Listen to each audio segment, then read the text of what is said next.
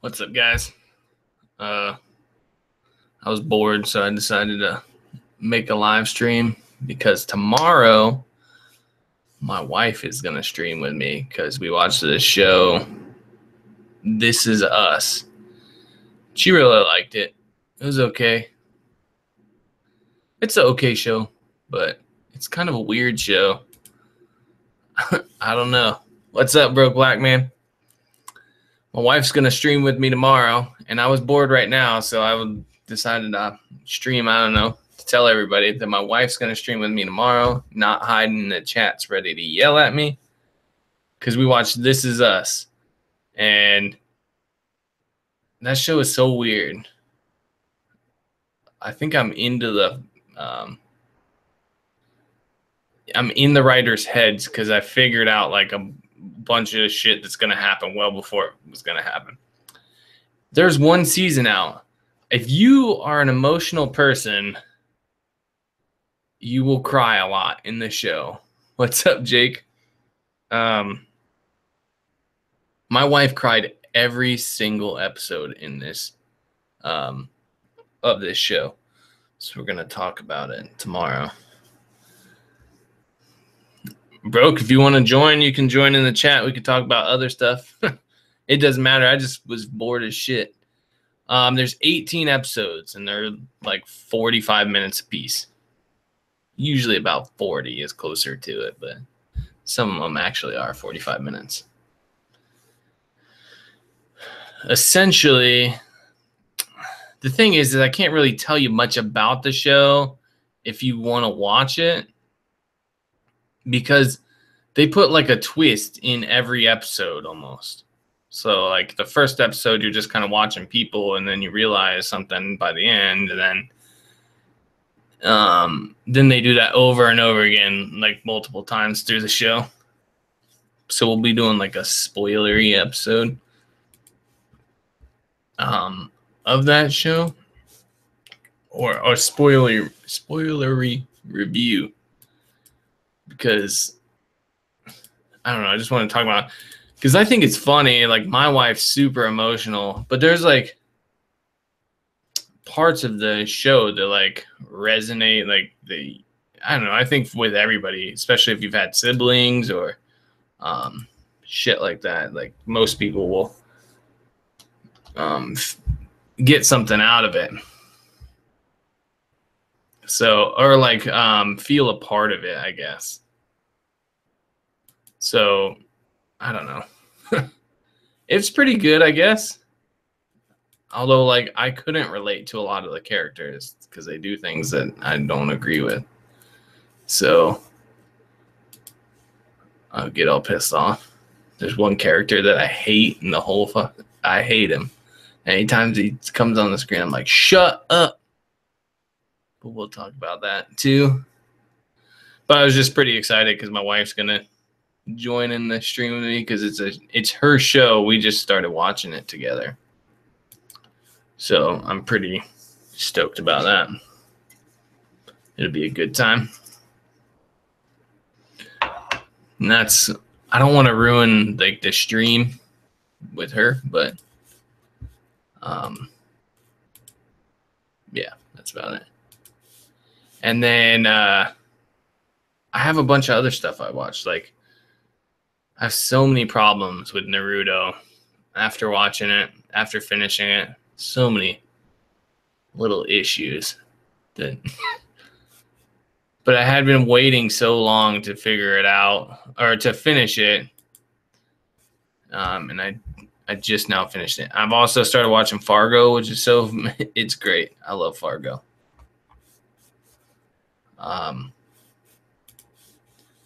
What else have I done?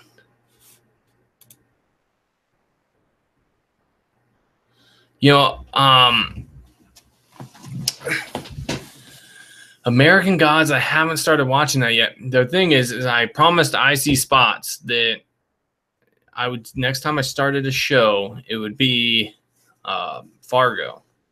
And it's definitely worth it. It's definitely it's a good show. It has a real good feel. Like, if you like the old Fargo, it feels just like that. So it's definitely worth watching. And American Gods is probably what I'll watch next. So, because people keep talking about it, and like Broke Black Man, finally, I saw him post another reaction to it. I haven't watched it because I haven't watched the show, so I want to watch it. Yeah, that's what I'm going to do. I have to do that. Did it end real cliffhangery? That's my main concern. Man, I started watching Attack on Titan 2 as well, like all the episodes I hadn't seen. I'm not going to spoil anything this time, but they have been ending real cliffhangery too. That's what I was trying to avoid. Hangerish. I don't know how to say it, but I hate that. That if I hadn't read the manga, then I wouldn't. I would be mad at that show. Jake, do you use Kodi? Do you have like a Amazon Fire Stick? This shit is awesome. I taught my wife how to use her, so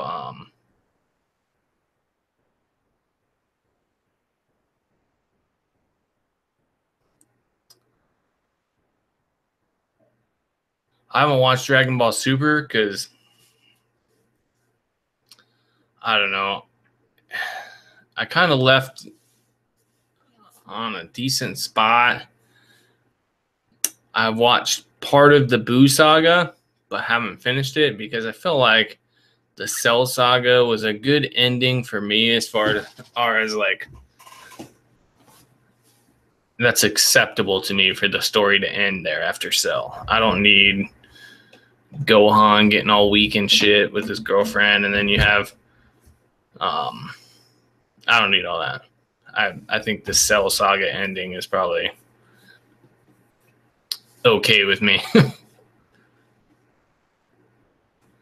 Does anybody else use Kodi to watch shit, or is it just me? Shit, I use Kodi for everything. You know, the first thing I seen about Dragon Ball Super was like the blue hair. And I was like, ah. Even like Dragon Ball GT, I was just like, I can't. Yeah, go ahead. You can tell me. I love spoilers. Tell me all about Dragon Ball Super and their cliffhangers. That was the problem too. Like I remember Dragon Ball. Well, Dragon Ball Z was what I watched as a kid. And what they would do is they would play it up to like the current saga that had been dubbed, and then they would start over again. And then you would watch the whole series over again, and then you would probably get like a few more episodes into that. Then they would start it over again, and then you would do that over and over. Super Saiyan God, Super Saiyan. I feel like, I don't know. It's got to be tough that you have such a popular thing and you can to end it. It's tough if you have this long thing. Like my major problem with Naruto is the same thing. Like it got. You know it's bad when you have a filler within your first 10 episodes, and that's how Naruto is.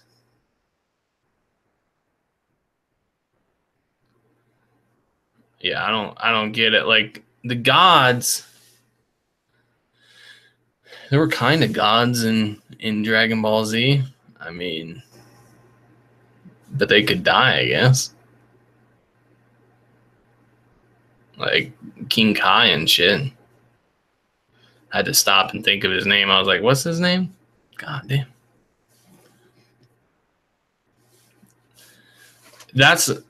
It's weird because like with Dragon Ball Z, I've probably seen the whole series up to the Buu saga like at least 10 to 20 times. And I can't remember shit. anybody's name. And that's something I've seen a bunch. I can't remember almost anything from One Piece. I mean, a couple things because I like a couple of the people, but probably because I didn't watch it as religiously, and my memory is terrible.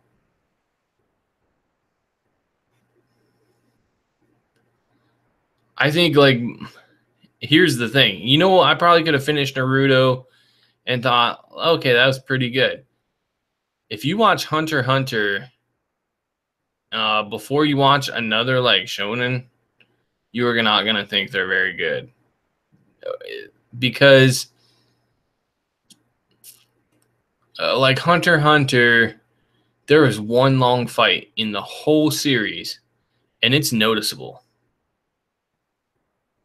So you notice that this is a long ass fight. So now if you go to like something like Naruto, then you're where fights are like 10 episodes long. You're like, God damn, I get it. So that's the problem. I think it's probably ruined everything for me. Because they can get their fights done explain everything and get their fights done in an episode or less. Yeah, I don't know. That's how I feel. Like, I'm pretty much a kid. It's what my wife says all the time. I'm basically a large child. And I still, like, keep Dragon Ball in my past. What's up, Red? So, I don't keep going. And I have a short attention span, too. So, I just can't, like, go on long endeavors. That's why I like short shows and hate cliffhangers. Because I don't have the attention span for your stupid cliffhangers. Like, I want to talk about This Is Us, but I know my wife will be mad, so I can't. What else have I? Fargo, I'm pretty excited about that. I just want to get to the end. And I just learned that Fargo is an anthology, so each season is just one story. So I haven't learned. I'm trying to not do spoilers because it's kind of like suspenseful, I guess. Like you don't know what's going to happen. So I haven't seen any spoilers on it. But it is great. The thing is I find it weird that I relate so much to Billy Bob Thornton's character. Like, kind of scares me because he's a weird, like, not weird. He's like a scary ass dude, like sociopath dude, and he just likes fucking with people, and I love that. And I can see myself doing that, but it bugs me that that's the character that I relate to most. Have you seen This Is Us, Red?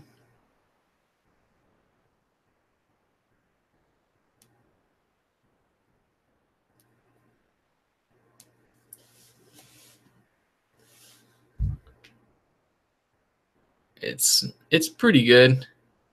I don't know if my wife's not emotionally stable enough. She cries a lot during that show. But I'm like inside the writer's head, so I can like figure out what's gonna happen by the beginning of the episode. Figure out the end of the episode.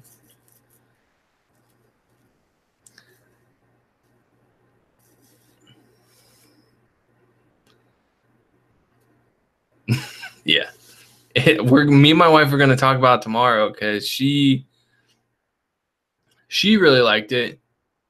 And like, yeah, I started paying attention. So now, well, I mean, I paid attention the whole time. So the thing is I'm gonna have. I figured out the end of the first episode. I was like, oh, I get it. Yeah. But that wasn't until like near the end of the first episode. And I was like, okay, I got this. And so I started doing it with every episode, and I've ruined it for my wife a couple times because I'll say what's going to happen at the end or something similar. Like when they're like, nothing bad happens on Christmas Eve. I was like, okay. And then so I was like, you know that bad shit's going to happen on Christmas Eve. I'm just saying. And she's like, nah. I'm like, have you been watching this show the whole time? They're just fucking with you. What's up, JD? I'm like, they're just fucking with you to try to get you sad so people like you cry all the time. Or happy so you cry. Whatever. They're pretty good at doing that. My wife's told me to shut up while I'm watching it. I'll be like, oh, this is going to happen. JD, if you want on too, I'm just bullshitting because I was bored as shit. And we just got done watching This Is Us. So, and then I was fiddling around on my phone. I was like, well, I'll go on a stream because me and my wife are going to do a stream tomorrow about the show. So, I'll go on and talk about it now. And whatever else because I'm bored. So how's Colorado, JD?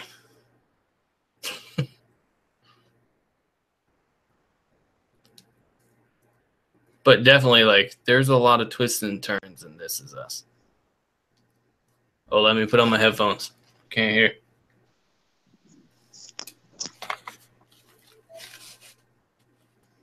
Hey, what's up, Andrew?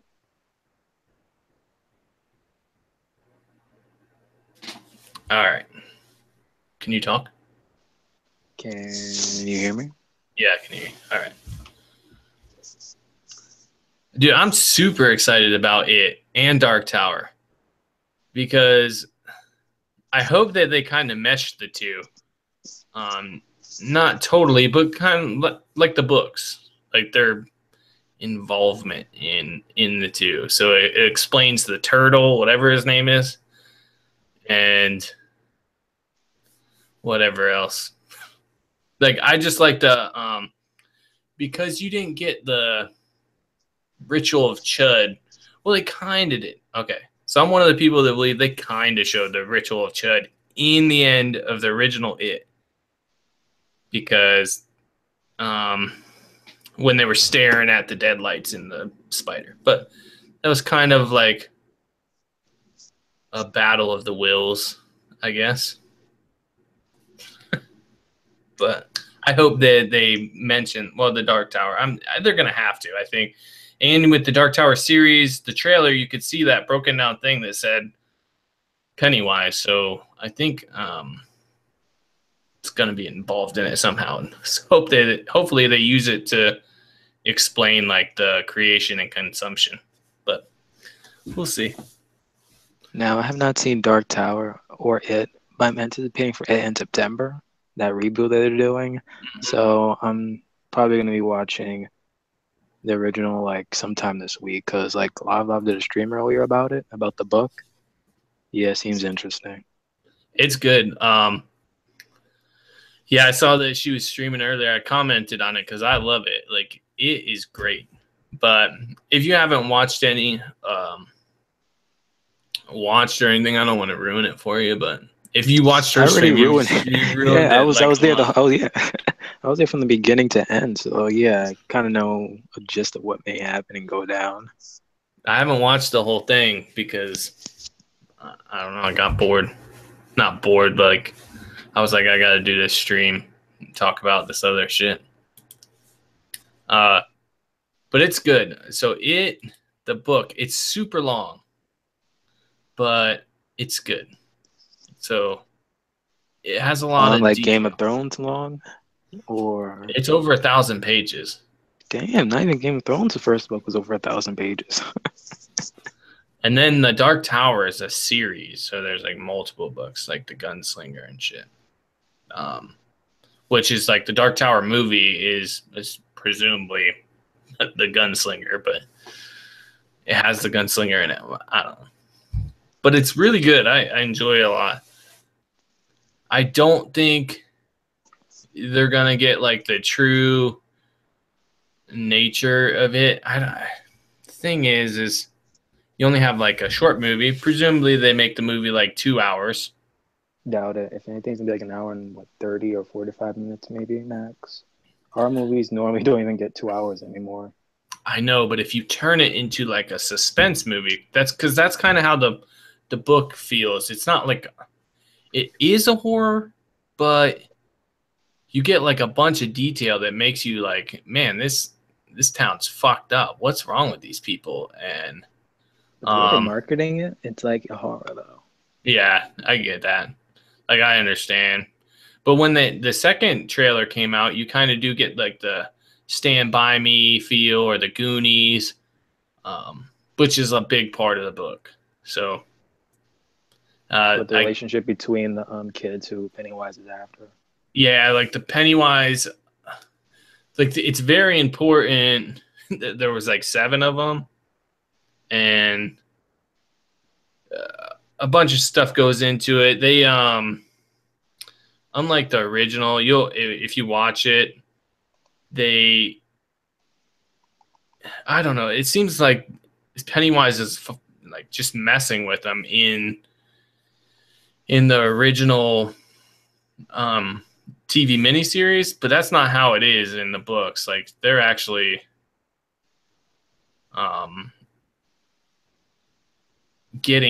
they actually figure out ways to get away from them and stuff. And the hard part is if you read the book, you understand a lot of the stuff that happened that's not really explained well in the TV miniseries. So like basically Billy, when in the TV miniseries, he says this like line over and over again. It's like he thrusts his fist against the post and still insists he sees the ghost. He kind of uses this as a weapon, and that's like how they defeat Pennywise in the first place. Is like it's this weapon of his will, because the ritual Chud is like battle of wills, and basically Pennywise likes to feed on children because they're easier to scare, and their imagination is kind of he uses that to influence them. But I guess I don't know how to explain it really, but Bill uses his imagination and all this stuff that Pennywise is used to using against the kids against Pennywise and overpowers him with his will. And part of that is he thrusts his fists against the post line and he uses it over and over again. But you learn like that kids have good imaginations and like all these things about kids. They believe in shit and love and all this stuff. And later he tries to do the same thing when they're adults, but he doesn't have the imagination and stuff he had when he was a kid. So it doesn't work as well. And I don't know. You'll have to watch it, and it's good. I mean, I don't hate the miniseries. It's just not super great because you don't get the feel of the original, although it is kind of more suspenseful than. So does like the TV series pick up from the original, or it's like its own thing? No, it's supposed to be like the original. So it's just if once you read it, you'll understand like there's no way they could have done everything for a TV miniseries for sure, or the 2-part miniseries, whatever you want to call it. But if you enjoy reading, like 1,000 pages is a shit ton of pages, especially like someone like me that reads at night. If I'm going to read, I read until I fall asleep. And that's not a great horror book is not a great thing to be reading right before I go to bed. We're just reading before going to bed if you can retain what you just remembered. Well, I mean, my memory is pretty suspect as it is. I don't know if the time of day that I read something is going to affect too much, but it's good. It's really good. I read that when I was younger, and for some reason I remember a lot of it, so that's pretty decent. Yeah, it's adaptation of the book, as Walrus said. Yeah, and it's a good time to do it because of Stranger Things. That's right. Because like one of the kids who's in Stranger Things is going to be in the It reboot. I don't know which one though. It works for him. It's the main kid. I think he plays Richie, I think, but I haven't looked too much into the characters. I just seen a picture of him wearing glasses, so I assume it's Richie. But Richie's like the funny guy. And there's also like, well, they do kind of explain that in the miniseries that everybody goes off to be, when they leave Derry, like they become insanely successful. And that, I wonder how they're going to deal with other stuff. Like it also explains in the book why news doesn't get out as much about what's happening, because in reality, news would be all over like, dude, Derry's losing hundreds of kids every year or every 30 years. But how Locke explained it, it's almost like he controls the town.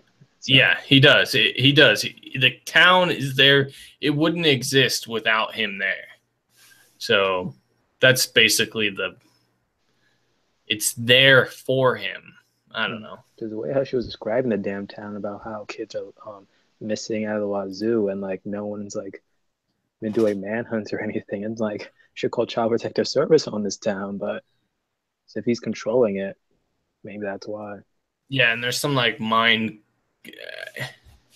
He's super powerful, so you don't really get the total effect of what he is from the TV miniseries, because you do see that like the kids can see stuff that he can't, but he can like manipulate what's in your brain. So he can read your thoughts or your fears and shit and know what you're afraid of. But he also can make you hallucinate and stuff. Like he has a bunch of powers. He can shapeshift. There's like a silly scene from the TV miniseries where like there's a big Rottweiler head wearing a clown suit attack somebody, which isn't scary, but in the book, it's like a giant Doberman and stuff. I mean, it's people's fears, so that would be something that would show up for me. I'm scared of dogs. Yeah, she was like explaining like how Pennywise like takes the shape of what they fear or something. Yeah, so he can read your thought, go to what you're afraid of, even if it's a ridiculous thing.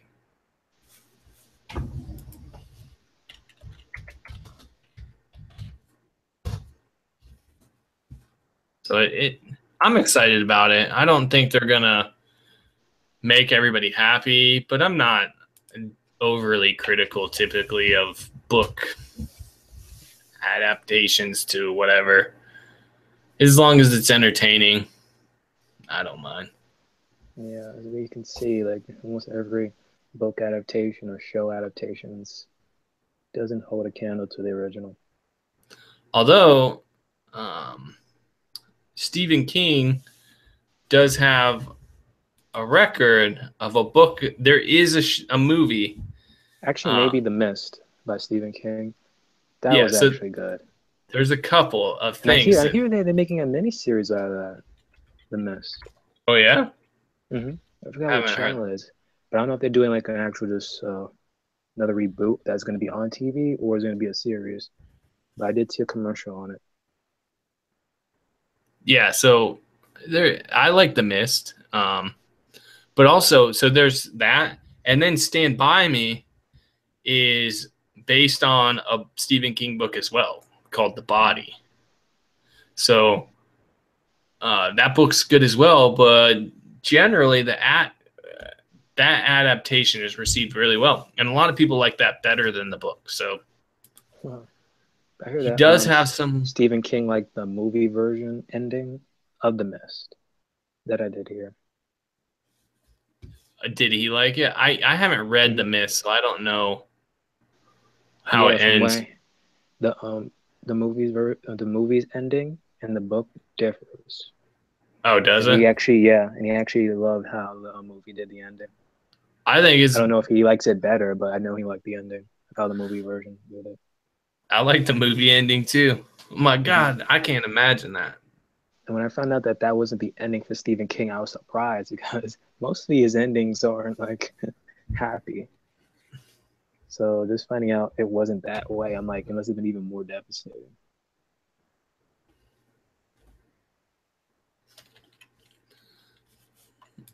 It's. I don't know. I got now. I'm gonna have to look at it. How it ends. If anything, it probably ended with, Oh yeah, and but Shawshank Redemption. never seen it. You've never seen Shawshank Redemption? You need to get off this stream right now and go watch that. Earlier, I got off a screen because I told someone I didn't see Pulp Fiction, so I saw it today for the first time. Pulp Fiction's good too. Shawshank Redemption, better. Oh my In goodness, that's my, another film to watch. it's good. You know, I didn't even see it until a few years ago because I was like, it doesn't seem like something I want to watch. And then everybody's like, it's so good, and I'm like, whatever. I have a couple movies like that. I've never seen Schindler's List, stuff Well, I like saw that that. in school, so if I was never saw that in school, I doubt I would even like bother to watch it. But My wife's always Schindler's is trying to good. get me to watch it. I'm like, I'm not watching that depressing shit. But Shawshank Redemption is great. It is truly Yeah, a I haven't great movie. seen either. What other good ones? I haven't seen Godfather.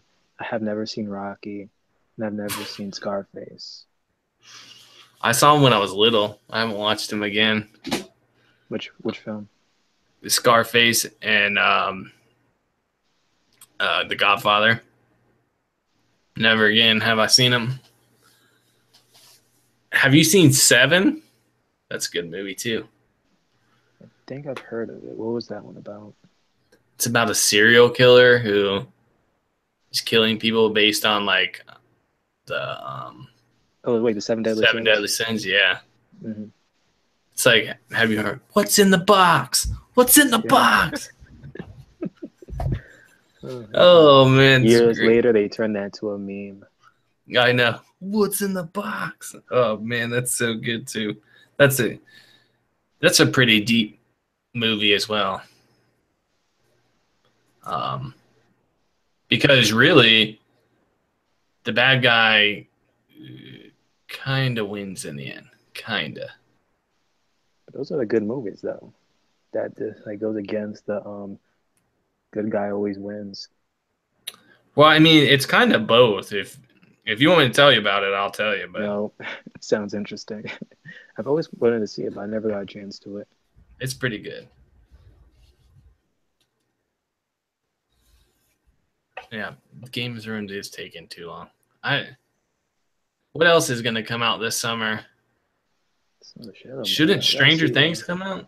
No, that's in October. That comes out on Halloween. My brain has no idea like when shit is. There is something good that comes out. You know, I finished Sense8 too. This season. Here's the thing. I've said it before, but like I don't like social justice-y shit. But if you do it in a way that you're like, hey, here's this character and here's their life and here's why you should care about their life. And if that's a social justice subject, I'm cool with that. Like, sure, show your thing. And that's kind of what that show does. It like has, because there's like a gay guy on it and like a trans person. And so you see their life and the struggles they go through and it makes you feel bad for them, which is perfectly fine. That is an acceptable way. But then sometimes characters make like snarky remarks, which turns you off because you are expected to view something that you don't live and have some empathy for it. but you can see clearly that those characters don't try to understand other people's views. It's a pretty good show, though. I like it. Whatever. There's just a couple lines in it where you're like, you kind of make the character unlikable because the show's all about understanding and close relationships with people. And then you can see that these people clearly do not attempt to do that in certain occasions with other people. But I would suggest anybody that doesn't care about that stuff, like, I mean, it's a good show. It's essentially people, they find out that they can associate with people around the world's thoughts, so they can share thoughts and they can visit them and feel their emotions and stuff. And there's like a group of 8 of them, and there's a whole bunch of these groups around, but we're focused on a specific one, and they can kind of help each other out in situations, and it's kind of cool. It's an interesting show. And that one kind of gets emotional too, like at times. And then there's this guy trying to hunt them all down. It's cool. But me, I'm all for that. I like people. If you are going to make your show somewhat politicized, then do it like that. That's like the better way to do it. You put yourself in someone's shoes and you're trying to understand them. You show them, hey, this is worth understanding, rather than like, hey, my opinion's the only one that matters. So like shows that uses like empathy. Yeah, in a way, like I have empathy generally. Yeah, 2018 is when they're going to do Westworld, Jake. Is it? What was going to be in? Because we're not going to get in what 2000. Wait, when did the last episode of Westworld come out? Was it this year, 2017 or 16? 16. But it's over a year. It's going to be. So 2018. I thought it came out this year. So yeah, no, it finished in like. They push it because when would be if they were smart, they would release it after Game of Thrones ends. Yeah, I don't know. I don't know when they're gonna do it, but they can't have it run. I mean, could you imagine though if it ran like parallel with Game of Thrones? That would be like the most viewers on any channel at any time. Yeah, maybe not any time, but basically. Unless it's like a World Series or Super Bowl type, or another Olympics, whatever. Yeah, I don't. It'd be cool for me because I like both of them, but other than that, like, I would like it to come out sooner, but that ain't gonna happen, I'm sure.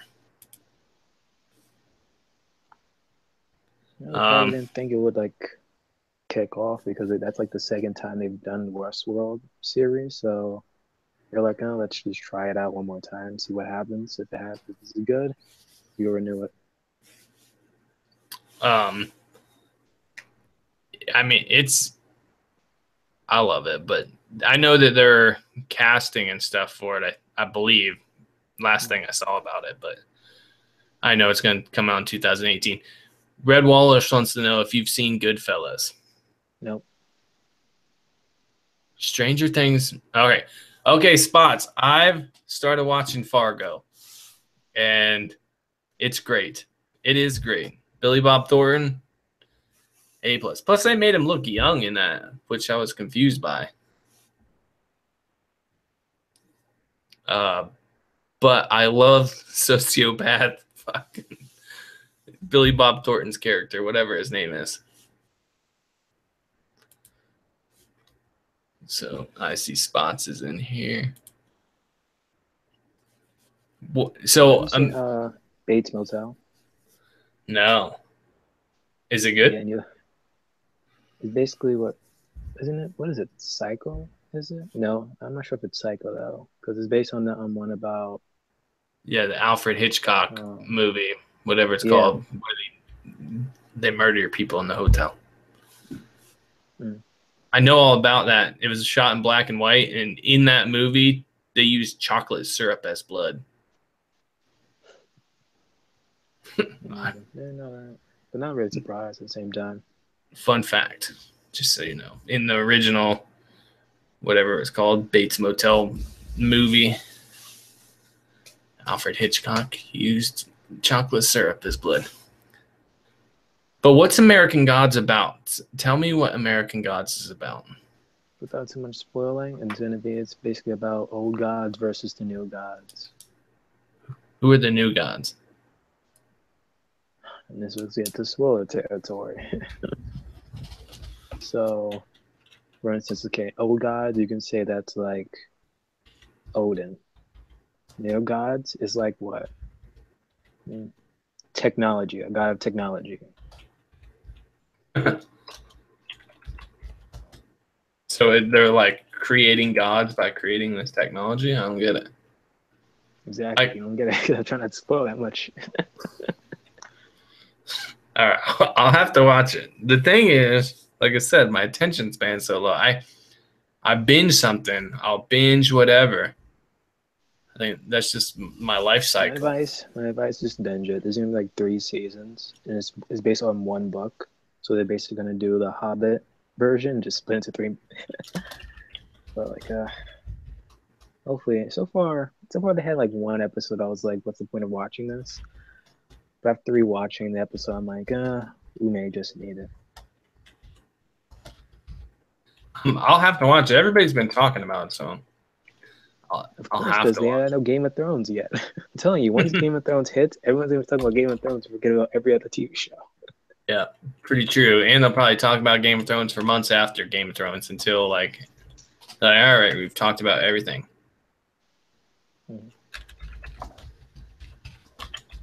Unless Winter comes out in the middle about all that hype after the season ends. I know what I'm probably gonna do when Winds of Winter comes out is wait until everybody that reads faster than me reads it, watch like a shit ton of videos about it, maybe read the cliff notes, and then go read it. Wow. Or you can just audiobook it. Like I could, but the guy that reads it, his voice is boring as shit. So I need a different audiobook. Well, people do it on YouTube all the time. Oh, I'm not hip to that scene, apparently. They just randomly. No. Yeah, people do it. Just not Google, excuse me. Just YouTube search Game of Thrones audiobooks.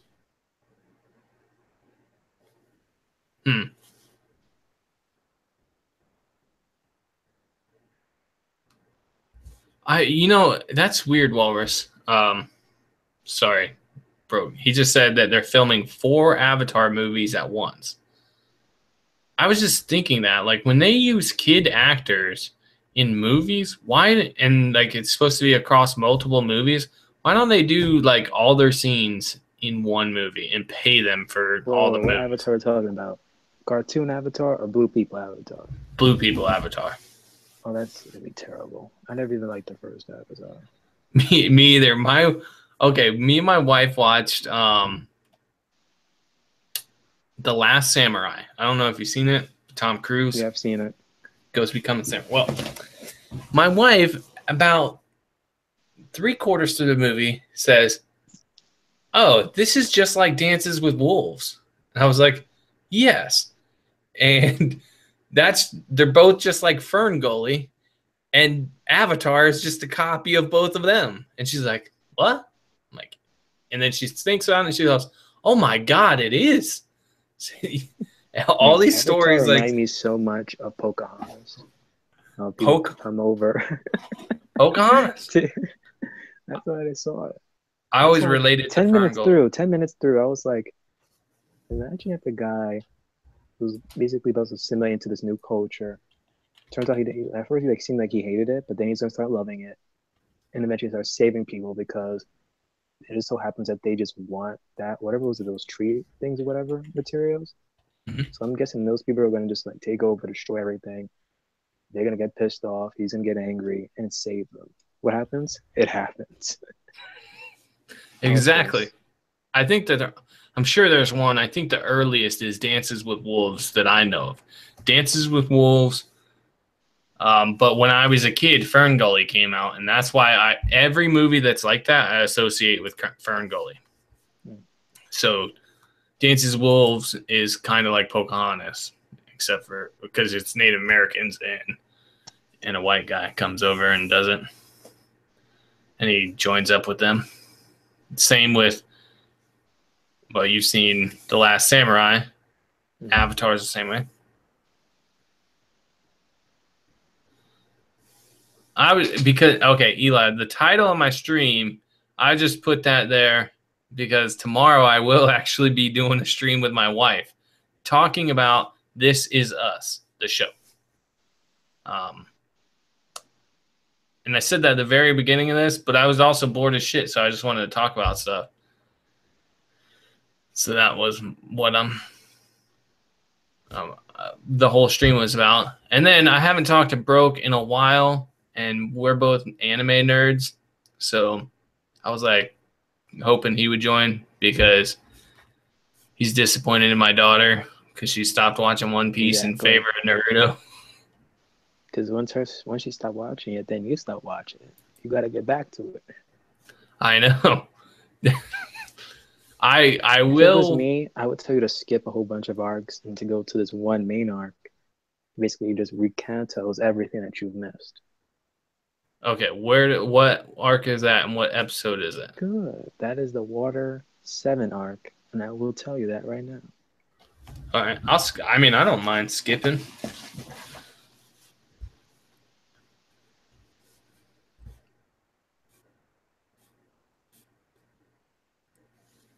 The problem is like with her, we didn't get very far because we're only on like episode 20 or something. Oh my gosh. There's She, like almost over 700, yeah, or close to 800 episodes. It's over 800 chapters, but it's almost close to episodes. that's crazy to me. But at least like, How much is Naruto and how much is Shippuden and now it's Boruto, whatever, all together? I'm One not watching continuous. Baruto. Like I can't. There's no way. There's no way. One, I have so many problems with Naruto by the end. Oh, Fuck it's Sasuke. 229. 229. All right, I'll Mm. skip to that. I think I remember there is a really good one before 100. I think though, or by 100. There's like a good arc. But I can't. There was one that I liked. Whatever. I don't care. Whatever. But I can't remember. So I just remember that was when I really started to enjoy it when I was younger. But whatever. I'll skip ahead. 279. Let me write that down, or I'll never remember. Because when I'm picking up my daughter, I get bored. So I usually watch something. But Let me make sure it's the right number. Because if you go, no, it's 229. 229. Okay, sorry. If you go to 227 or so, that's going to be a bad filler arc. Bad filler. No, I'm serious. It's going to be a bad filler arc. All right, I'll watch it. I've been watching, like, I just watched it on my phone when I'm picking up my daughter from school. So I finished Black Lagoon and all kinds of crap. What's up, David? Everybody should be excited. You'll get to hear my wife talk tomorrow. And just imagine her voice a little louder and stern. You won't even have to worry about it. I'm going to say something to piss her off, and we'll make it uncomfortable for everybody. So just want to remember when the stream goes off, we no longer see her, but you still do. Well, I mean, I piss her off on a daily basis that way. So I know what happens. Like, I'll make a joke, but my wife is not a joker. Like, we were not, if we weren't both super stubborn, we would probably not still be married. But we're both really stubborn, so we stay together on principle, I think. I mean, I really like her, but we irritate each other often. But I irritate her way more than she does me because she doesn't joke about stuff. And if I make a joke, she gets easily offended. So you'll see that. Everybody will see that because I'm sure as soon as I say she cried in every episode, she's going to get mad at me. So we got that to look forward to.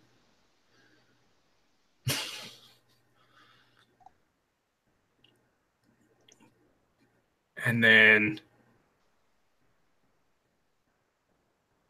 yeah. I don't know. I'm sure I'll make a bunch of stupid jokes, but we both enjoyed the show. I've also had her like watching Death Note. Oh, she thought about that. She likes it. She doesn't generally like the stuff I like though, except for she does like the TV shows I like, I guess. Problem is, I don't like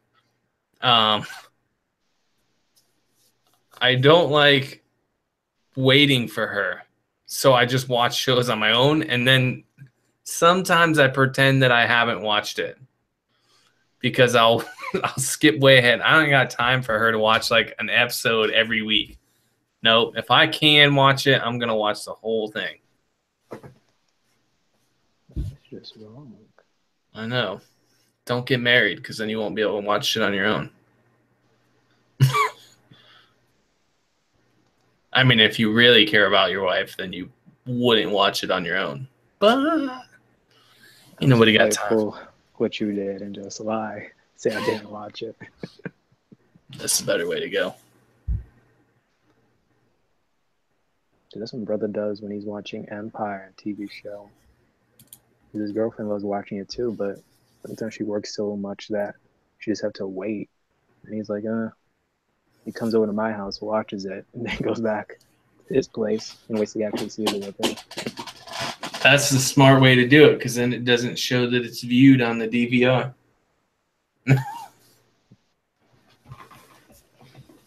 Oh man, that's funny.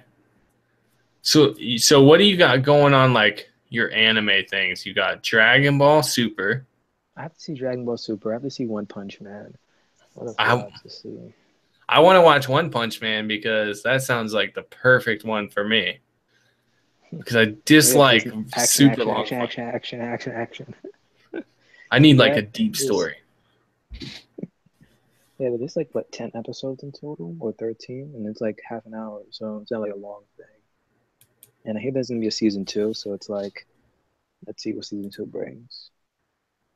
I really like short ones, like 20 episodes is perfect because I need some. I need an ending. And did Tokyo Ghoul season 2 come out? I didn't see that. Yeah, season 2 already came out. We're waiting for season 3. I haven't watched season 2. Reading the manga to Tokyo Ghoul. I only read like the first volume, but then I started reading like continue it because season 1 is canon, but season 2 it's its own thing. Yeah, then that I'm probably not gonna like the filler. Like, it's basically filler, or is it like no? It's not filler. Story? It's its own thing. It's its own story. Whatever happens in season 2 will not happen in the manga. We'll see how that works out. I wanna see. I told people that I saw it. People are like, "You should have never seen it. It was terrible. It doesn't follow anything. They kill characters that's still alive.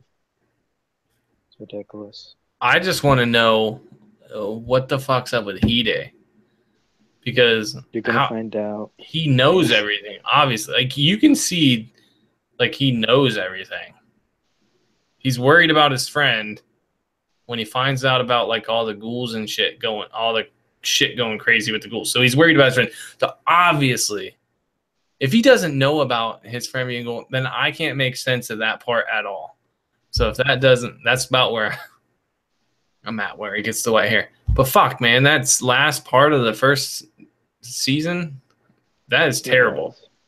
I'm like, God, I can't. It just keeps regenerating. Ugh. Then, yep, count backwards. That's basically a good way to, whatchamacallit, I forgot how you like kill a ghoul.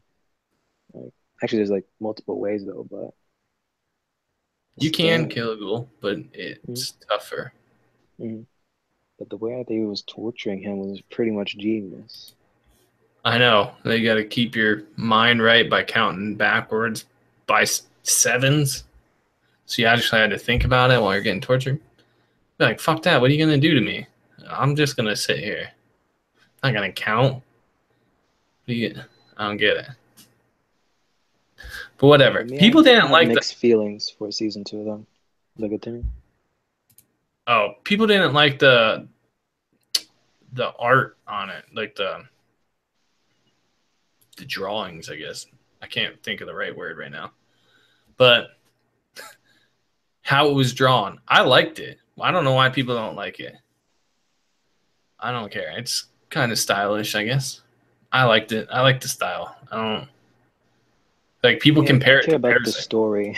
I just like care about the story mainly and gets to it because there are times when you can see that they put the budget and in the artwork on certain episodes, but as it continues down, they might just like screw it all up.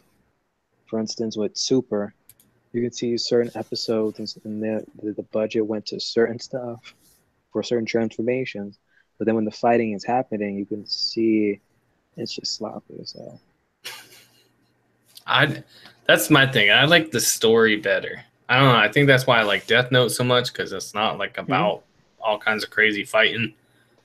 Um, that's kind of why I like Hunter x Hunter, even though there is a lot of fighting in it. It's more of a Have you seen story. Parasite? Yeah, I watched Parasite. That's pretty See, good too. another one that actually has actual story detail. Does it have fighting scenes? Yeah, but it's very limited, and it gets to the point.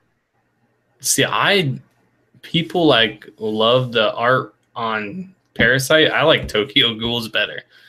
The Parasite's realistic and stuff, more like detailed in that manner, but I don't know. I'm watching a cartoon, I guess. I don't care if it looks realistic or I want it to look crazy.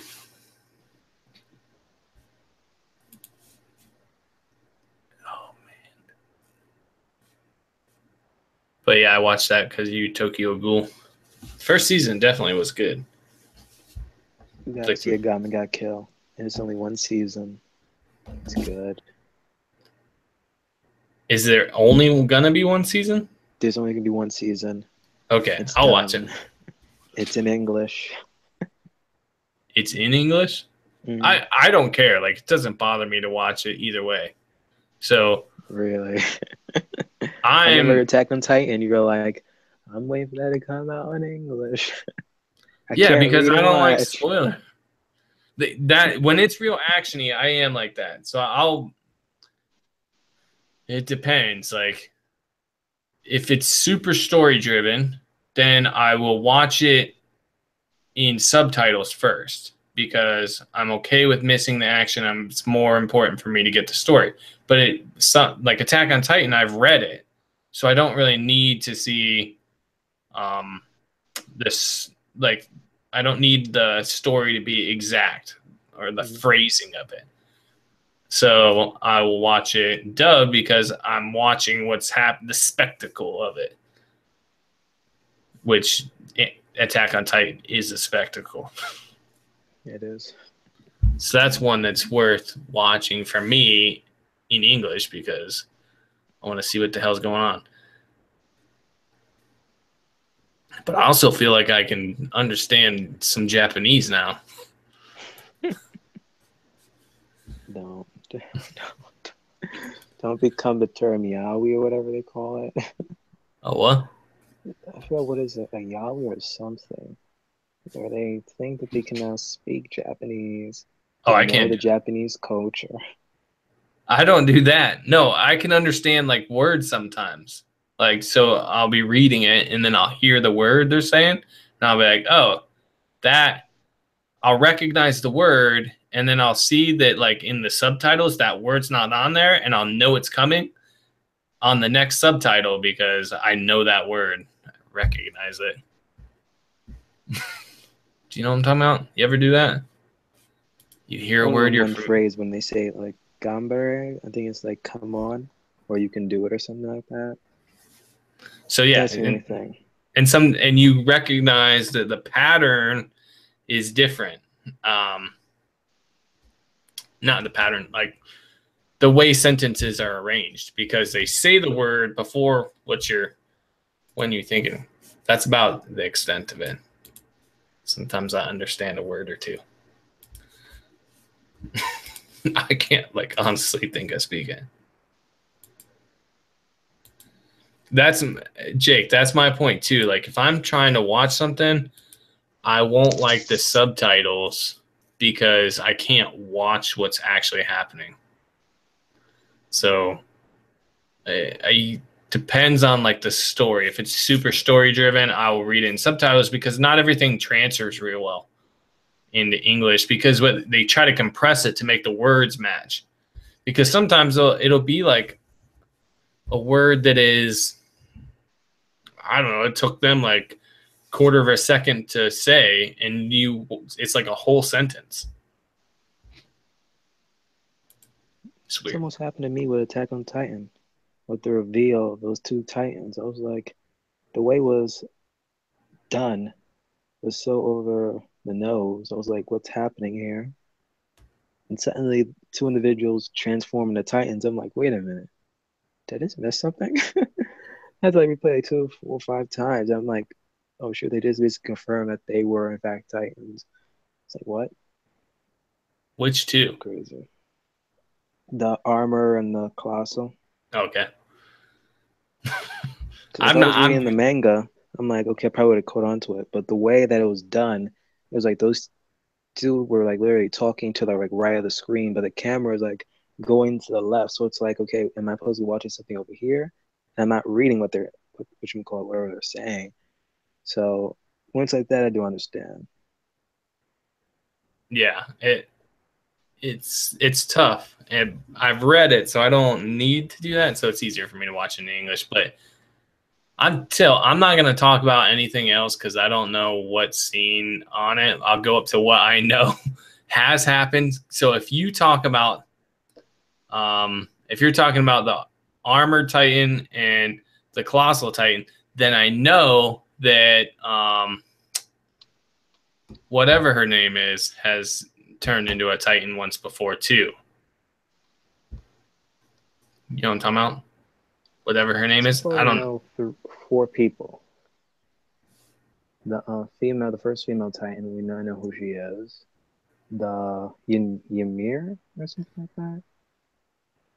That Ymir's. I can't remember if she's the She was the blonde girl, right? Titan. No, that's the first female Titan. No, there's Ymir. another blonde girl, not I Annie. don't know that. The girl that I know what you're talking about, but no, not the her. freckle faced girl is in love with. Mm-mm. Mm. Whatever her name is. That's who I couldn't remember which one. But yeah. Okay, so when she turns into a Titan, that's before the armored. You figure out who the armored and shit is. I think it must have been Ymir, the one that when she transformed, I thought that it was going to be like a recurring theme that you kind of see like their muscles. Those are like any Titans who I know I can see their actual muscle. Actually, I'd probably just be human, but with Ymir, you don't even see her muscles like full on skin like a normal looking Titan.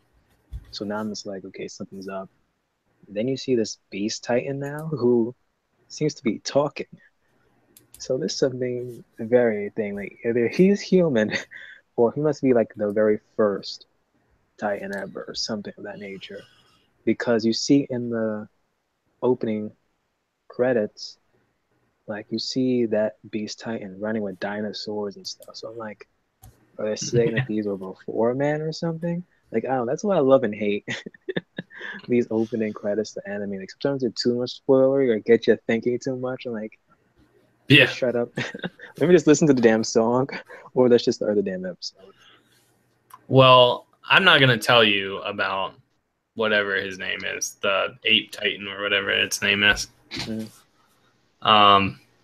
I do know what it is, but I'm not gonna spoil that for you. Don't. So, I'll be right back, man. I gotta like use the bathroom. all right, right on. Anybody else that wants to join? We don't have to talk about anime if you don't want to.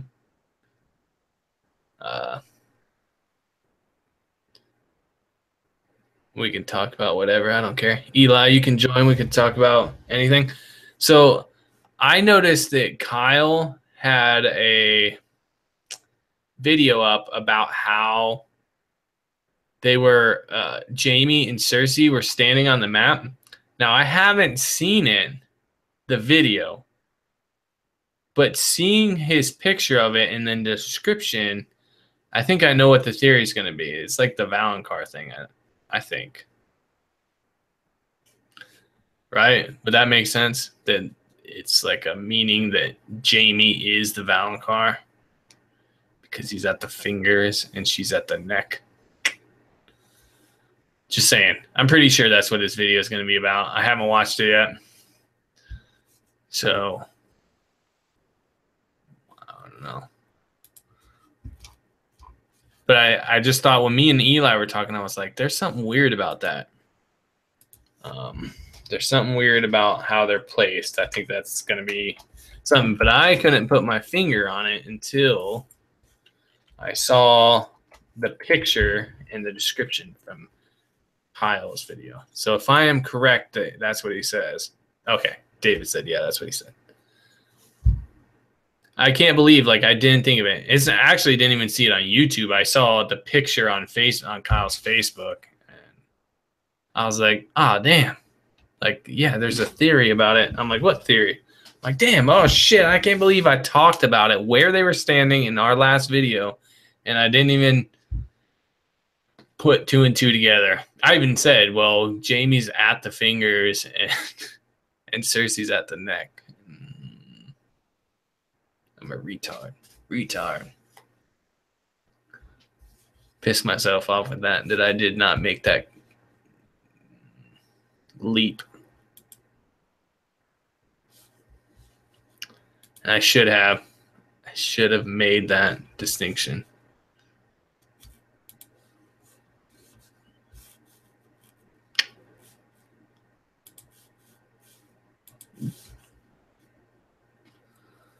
What else?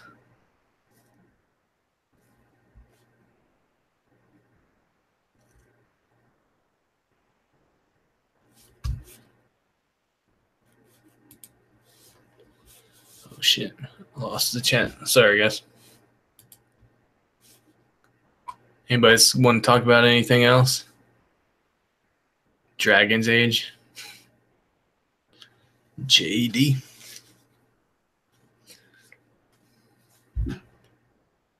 I could probably go back and play Dragon's Age now, but the first time, like, I tried to play a game like that,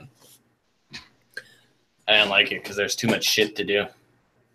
And now I like playing RPGs, so I guess I could play it now. I can't stand RPGs. You know, the problem with RPGs is if you are I can't remember what it's called when I have to do everything in the game. Completist or something? They call it something. It is very difficult to be that way in an RPG because, like, the world is so big. So, like, Witcher 3, I have 200 and something hours into the game and not even halfway through the game because I run everywhere I go because there's hidden, like, chests just randomly or, like, boxes with shit in it with, like, crazy good armor just randomly placed in this whole giant world. And your odds of coming across it are very slim because it looks like grass and you could be standing right next to it and not notice it's there. But if you run over it, you'll notice that you can interact with it. And then sometimes if you're at the right angle, you can see it. So I run everywhere I go. I don't fast travel, ride a horse, nothing. So it takes me forever to get wherever I'm going. And it's terrible for me. So then I end up like having to stop playing the game for a while, and then it's hard for me to get back into it. Yeah, for me, I first to beat the story. If I can actually get trophies or whatever, I get the one that I couldn't accomplish. I can do 100. Oh well, stop playing it, move on to the next. What are your favorite kind of games? Well, I can tell you my favorite game, period, and that has to be Last of Us. The Last of Us. I've never even played that. You have to play it. The thing is, I'm playing an RPG, like a Japanese style RPG, and they're a little Of course, different. Persona 5, right? Yeah. But I'm almost done with that game. RPG. It is. It's different, though. It's not like your average RPG. What it basically boils down to, it could be an app game, essentially, because most of the game is you have 2 time slots, essentially, to do. You can build stats, personal stats, or hang out with people and build your social. You get benefits from doing social stuff with them. So, and there's a bunch of people that you can do social stuff with. So you can split your time up. Some people you need certain social stats to interact with them or hang out with them to gain their extra powers. And it's on a specific time. It's on a calendar year. So each day you have 2 things that you can do. And sometimes for like a whole week, you don't even get anything in that time slot because you'll be doing stories and it'll make you sleep. And then there's basically dungeons. And dungeons, it's kind of free to play, but it's kind of linear. So it's different. And it's kind of like Pokemon in a way because it's turn-based as well. I haven't played like 3 Pokemon games. Pokemon Yellow, Red, I think it was Gold. I never beat it. What was it, Silver? I've only played like the first generation one. Yeah, were you talking about the one for Game Boy or different? Yeah, for Game Boy. Yeah, those are the ones I named. Yeah, I mean, that's all. And when it came to DS and DSi and thing, I was like, no, not gonna deal with it again. My daughter has a 3DS right now, and for me, I think she has Pokemon. Was DSi. The 3DS makes me sick. She has like Mario World in it. Then it has like a thing that you can adjust like 3D on it, and if I run around in 3D mode, I'll start getting sick. It's crazy. The reason I got it was because Kingdom Hearts had a game for the DS, so I was like, gotta play it now. And then my original DS, for some reason, wasn't compatible enough to run it, so I had no choice but to buy a new one. It's interesting. I like all the Mario games. Lately I've been playing Mario Maker a lot. People have some creative ass levels on that game. I never liked Mario, really. Oh my god!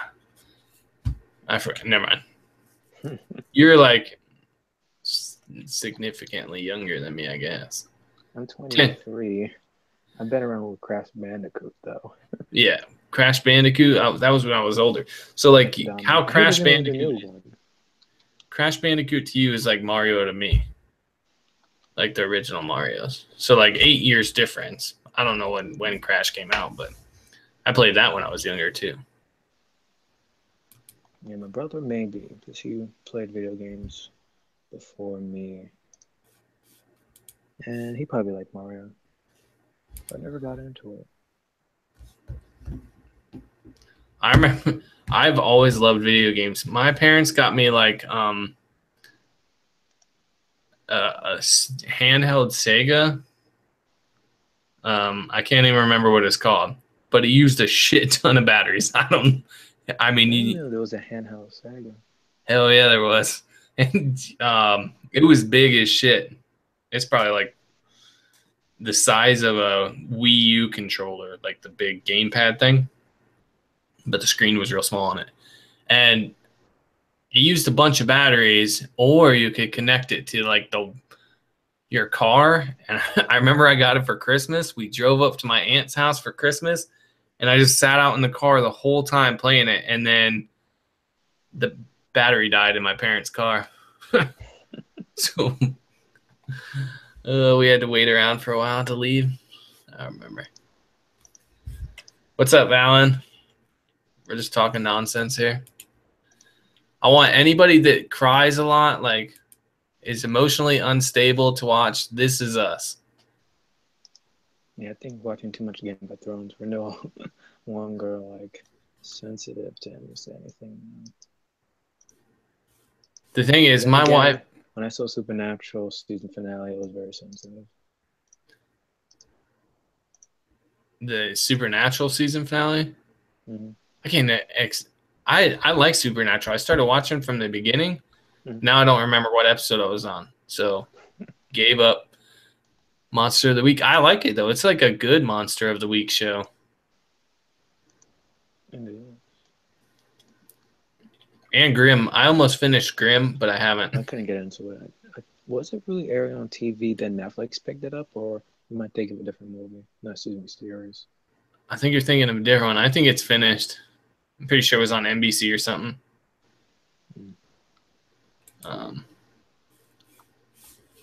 It was okay.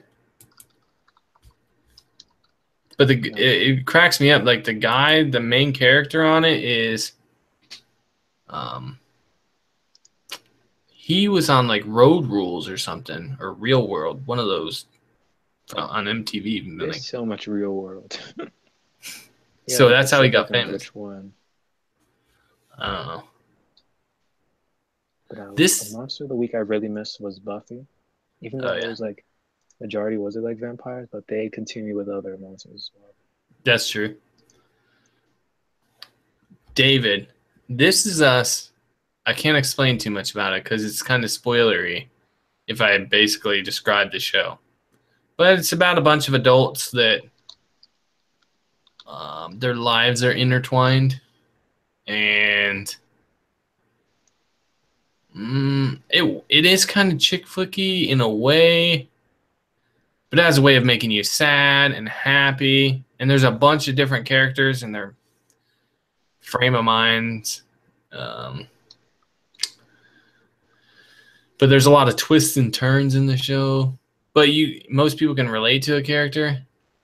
When me and my wife do it, the stream tomorrow, we're gonna talk about like, because the show has some stuff that's like personal to me, so it affects me in some way. And the way you describe it sounds like Pretty Little Liars, but I want to tell you, like, after the first episode, I could describe the show to you, but there is like a plot twist at the end of the first episode that if I tell you what the show's about, it'll ruin that plot twist. So it's tough for me to do, and I don't want to ruin it for everybody. But I feel like the creators of the show kind of just are like, hey, what plot twist can we put in today? We can make this happen. How can we make someone cry today? Because my wife cries a ton.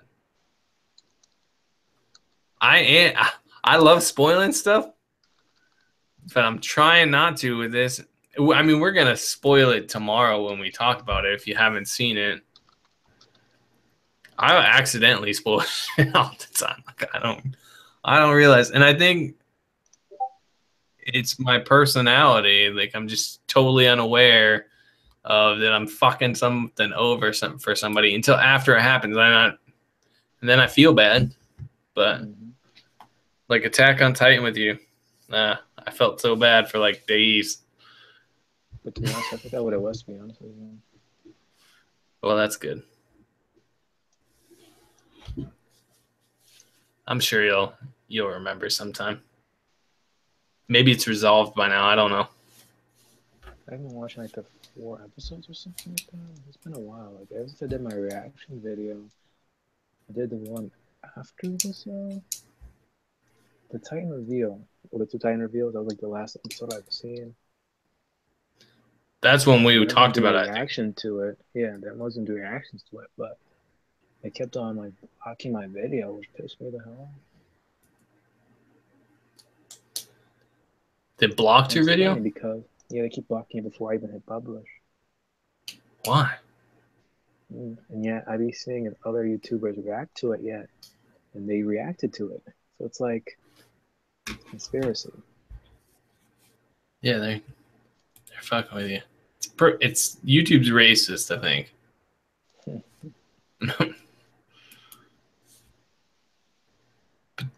Yeah.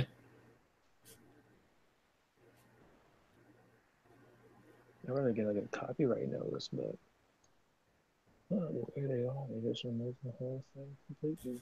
It's very funny how they can do it and it's not even published yet, and like they know it. They know you're like scamming it.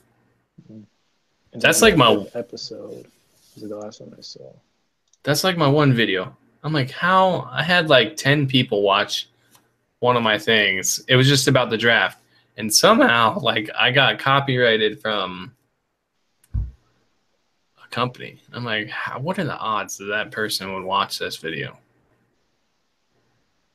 They had to have lured them. Company, or it's just like what algorithm that they use is just they probably just pick something up, or it's just like the title of your video. So it's like, all right, so they probably put artist stuff. We shouldn't be seen in there. So I don't know. It's very fishy. And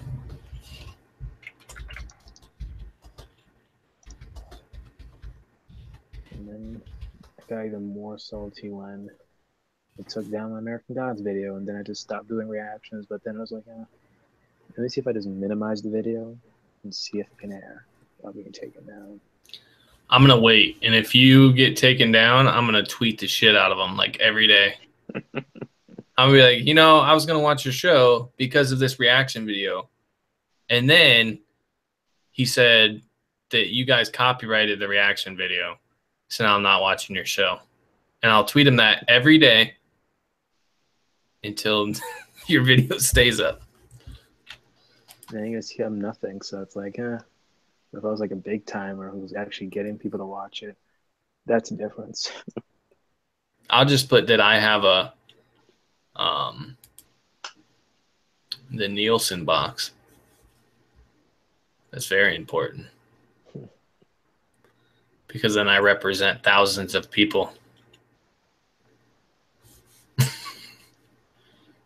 Because I'm pretty sure they don't actually like go by each house. If it's like radio, especially if it's like radio, they just have like a couple people in this thing like listens to what they're listening to, and then that report. So this person represents thousands of people. Or it's just a group of people assigned to a specific category of videos, and they just watch. But I don't know. Like there's always like thousands, 1,000, millions of videos being uploaded, and I highly doubt everyone's watching every single one. Because if so, I know like it was like the other day I was like going through like live streams. I saw someone was having a 24-hour stream of the latest Fast and the Furious movie. Really? Mm-hmm. 24 hours? I can't even go 8 hours. Straight. Or you go 8 hours. So when it ends, hold on. So when it ends, it just restarts and restarts, keeps going and going all day. Oh my god. And the channel's still up. Because I was like very curious, and I said in the comment section, like, how long has this been going on? Is this the first time? Like, no, we've been going on for like 3 years now. I'm guessing once it ends, in 24 hours, they probably just put it maybe on private and delete it or something. So, I don't know. That's crazy. I need to do something like that. You're doing a booby channel. Do it on another channel, not this one. I should have made this like a rant video. You know what I hate? Anybody that puts an ad in the middle of their video. If you just put like involuntary, because there are ads in my videos, but those are the ones that's what you call it. I don't mind if there's an ad at the beginning. I don't care. If you put an ad in the middle of your video, I lose my mind. Like I would just be like, "Fuck this! I unsubscribe. I'll thumbs down them. I'm like, I'm out of here. Hate you. Your ad in the middle of the video." There's a guy that I watch sometimes. Well, not anymore. The King of Random guy, whatever he does, just does all kinds of crazy shit, like science experiments and stuff. But twice he had an ad in the middle of his video. I'm like, nope, I'm out of here. Screw this. Grant Thomas, I think is what it's called. But now I'm advertising. Those that once they got monetized, and they put about 15 ads in their video. Ugh. You know what the worst is? People that make compilation videos. Oh my God, they like ruined YouTube for me. Also, because I love compilation videos of like fails and shit. Well, people just take those fails, put them all into a video, edit it down, like a ton of it, and then put like an ad every 3 minutes. Drive me nuts.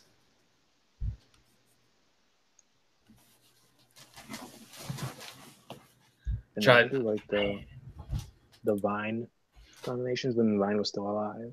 Yeah. Oh, but now it's no more. Now it's like mostly like those who are like Vine famous now doing YouTube now. They have no other choice.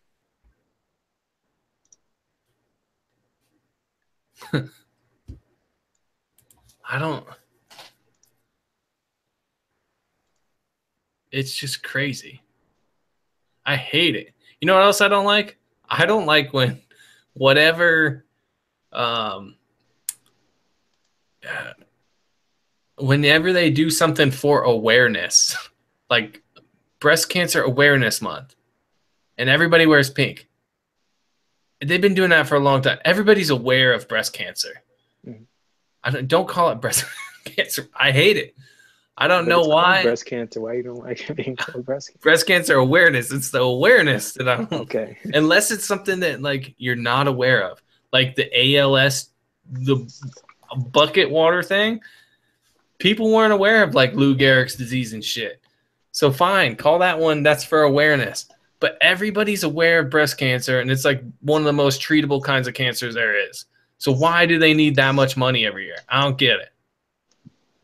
Maybe it's just that day or a month, whatever. Is it a day or a month? If it's a day, I'm guessing they just want to honor that day, whatever. Not honor it, but just this particular day, and let's stop whatever we're doing and just remind ourselves, yeah, if it's breast cancer, we should do something about it. But if not,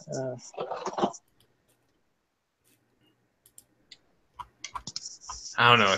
I don't know why it bothers me, but it does. Like, goddamn, we don't need to hear aware of this, aware of everything. I don't like it. Drives me nuts. I think what I heard a story. What actually like triggered me on it was that people were mad at I don't know, whatever the guy is from Star Trek. God damn. Like Captain Kirk. No. Captain Kirk, whoever he was from the original Star Trek. Mm-hmm. He gave money to like a autism thing charity, and people were calling him like prejudiced and shit because he was trying to help find like cures for autism. And they're like, people aren't broken. In my opinion, they only did that because they were pissed that he just sent money just to autism and he doesn't send money to everything else. So it's like, why didn't he send it to breast cancer? Let's just put hate on him. That's just me. That's how I look at it sometimes. I don't know. They were saying that just how could you be prejudiced? They said that the charity wasn't run by autistic people, and that it's basically saying that autism's not normal, and then it makes their life harder. Well, it kind of does. Like, they can't function in a normal society the same way as everybody else does. Society's built around people that aren't autistic, so yeah, there's going to be some level of difficulty that they have to deal with. So I don't know. It was just funny, and that made me think about all these other charities. And I was like, damn it, I hate whatever month breast cancer awareness is, because every NFL team starts wearing pink and shit. I've been watching this video that they posted in the thing. When does this happen? I should ask that. I'm just watching a bunch of them eating food. and they have ads in the middle of their videos. Fuck them. Maybe you just simply hate ads. That's why I put ad blocker on my laptop. Oh, I don't get it on my computer, but on my phone, I do. Yeah, put it in the computer, man, too. Ever since then, like, for a while, I was like, what happens to all the ads on YouTube? And I was like, oh, yeah, the ad blocker. You jerk. You're just taking revenue from people. Please. If they were smart, they would have Patreon or something else. Or what is it? They just teamed up with some company.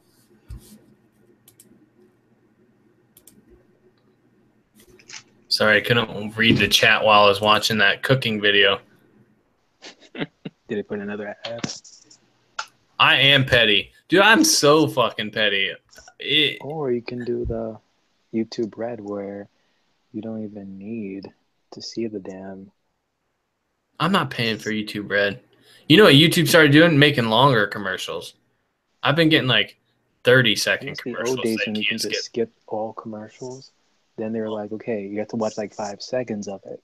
Now it's like, it's only on selected that you actually could just skip it now. Oh man, did you see my... Oh, this is my Halloween costume from last year. This part of my Halloween costume. Isn't that the best Halloween costume? The one where you see the Zuko mask? Or... Yeah, yeah. The blue spirit. Mm-hmm. It's the best. I'm so artsy that I ordered that off Etsy. All right, I got to read the chat because I was watching this video. There was no comments on it, though, so I couldn't troll you, Red. I was just watching some them making food in China. I don't get it.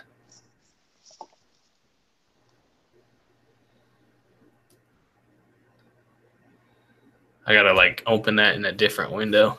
Maybe I'll be able to see it. Hell, he's able to multitask. Not me.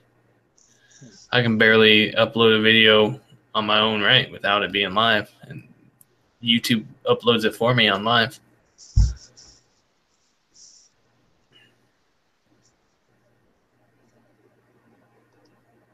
A skill you assume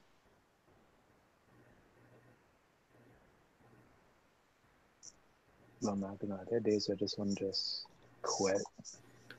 15 minutes. Okay. You say you just want to quit? What? The days when it's like that. Yeah, the biggest problem for me is like editing shit. I'm terrible at editing. That's why I like live streams. Live streams, you don't have to edit. But then there's those times when there's just that awkward silence where you say something stupid you wish you regret. And then you wish you can edit it out. Even though you could do it, but it still requires editing. Yeah, I'm not going to do that. I'm not going to go back and edit something that's already uploaded live. The problem is I've twice now I've deleted like the whole my whole save thing. And I don't know how. Like if I saved over it on accident or whatever, my project disappears.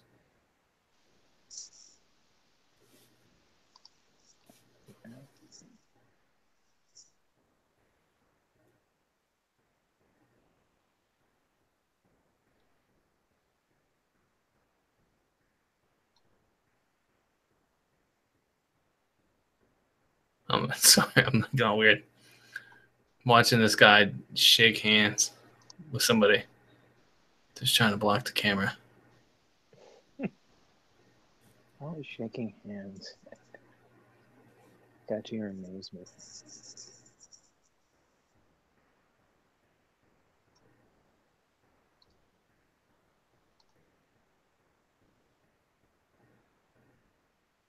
Interesting.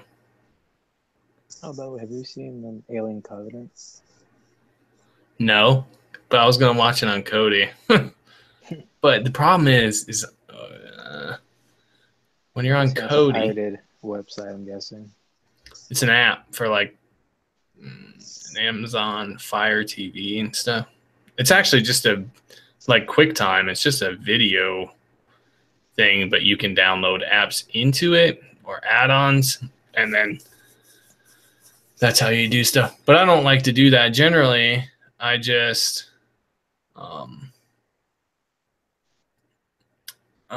I watch once it comes out on video to see if I want to buy the video. So I still support it by buying the video. And I justify it to myself because I still pay for like a Netflix video account, like the actual videos. I have one sitting around that I've had for like maybe 9 months now, and I've never returned it because now I have Cody and I just watch everything on that. So I justify it to myself, like, okay, I would have just got it from Netflix, so whatever. Same thing. No, in the end, I'm still kind of supporting it because whoever got that video pirated had to spend money. So in a sense, they supported it for me, and I'm supporting them. Usually, if we like it, we buy the video anyway. So No, it's pointless. On their sites that shows it for free. So at least I bought it with the movie ticket. There's only like a few movies I do it. Like with superhero movies I'm invested into, I'll go see it. If there's a movie I'm invested to actually see, I'll go see it. But if I know the movie's gonna flop, yeah, I'm not gonna waste my time. oh, can we talk about freaking Guardians of the Galaxy yet? Has everybody seen that?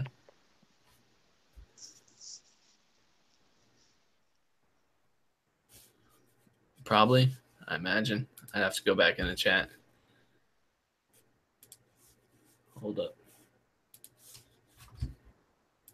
Because Guardians of the Galaxy was great. Watching it twice now, I'm like, you don't like as much? Is it better than the first one?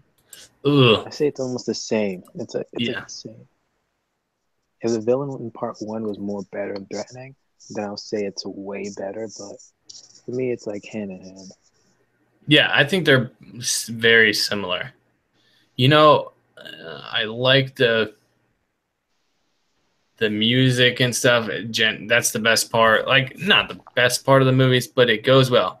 Basically, everybody said, we're good to go. I'm talking about Guardians of the Galaxy. Shit. Okay, so here is why it's good to me. I like the Yondu and Peter Quill, the whole thing.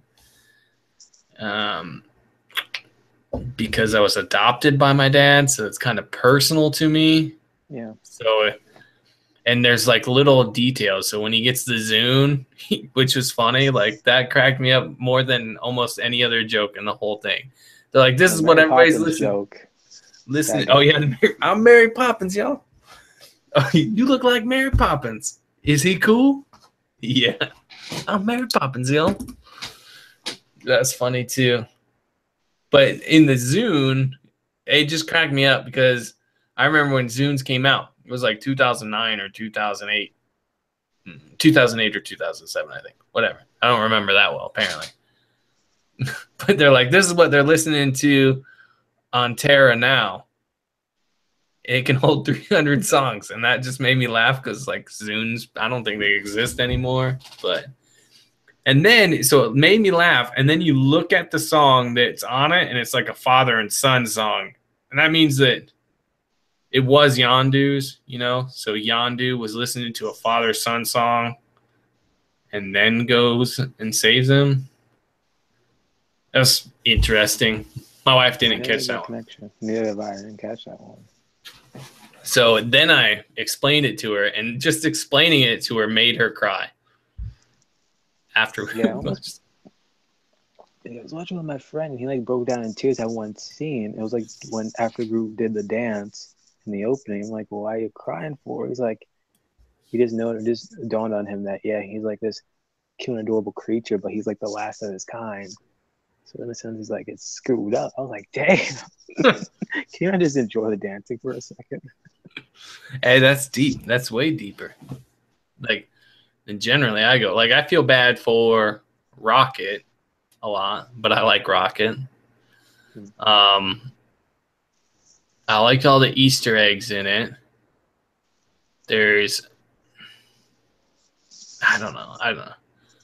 I like how there's things about it in the background that I generally like. I like the cooperation between MCU and Fox, which gives them a lot of more leeway in the MCU and in Fox's Marvel universe, whatever theirs is. So, because Ego belongs to Fox because it's generally a villain for the Fantastic Four.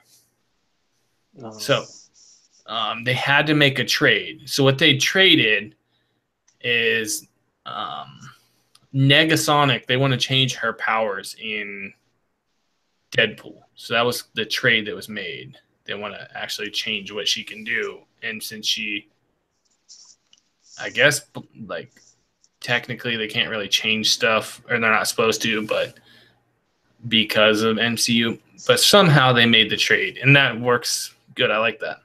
Some cooperation between the two. That's how it should be. Cooperation with them, like just like Sony and Marvel, Sony and Disney, how they rented Spider-Man, and like Sony's still doing Spider-Man movies, you know, which is just renting him. So I can still have them.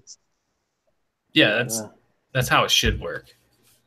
And they're gonna have to do the same thing for Infinity War too. So, and I think they said that Adam is gonna come after the Infinity War. So I was looking at some stuff, and they said that the Adam's gonna come after the Infinity War. Strange. I thought it was gonna be like before, or maybe like he'll be in part 2, and like within it, it's in between part 1 and part 2, the Infinity Wars. Like Adam, he has to like face the Guardians because that's what those gold aliens are like. They created Adam to like fight the Guardians. So it would be strange if he's like working with them. Oh yeah, he's gonna be the Guardians. I think that's what's gonna happen. They're gonna make it to where he. This is my thought. They're gonna make it to where he becomes the new leader of the Guardians of the Galaxy, because they said that the third one is going to be the last Guardians of the Galaxy as we know it today. So, but Alan has a good point too. Like they have Ego as a Celestial, which he's not, but I think it's just an easier way to explain it. I mean, they make little changes here and there, but that's an easier way to explain what he is. Because they've already introduced Celestials, at least dead ones. So, if anything, just a different type of Celestial, maybe. Yeah, basically. I mean, that's it's not comic book lore no more. It's just like they're just manipulating stuff. So it can kind of make sense. I know, and MCU has kind of.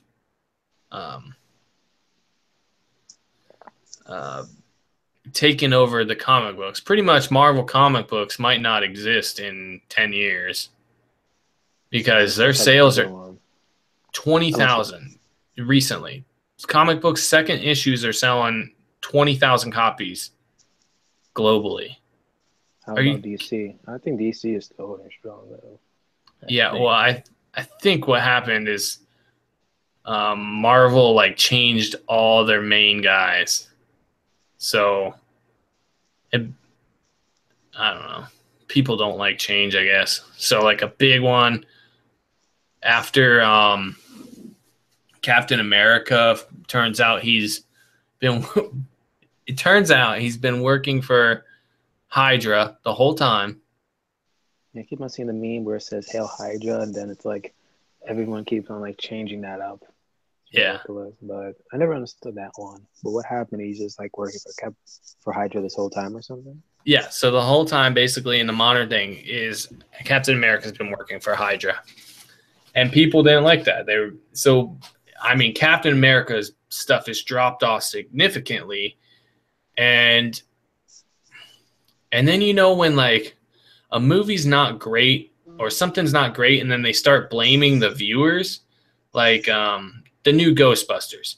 So yeah, there are viewers that didn't want to watch it because they're women and that changed the whole thing. Yeah, there's people like that.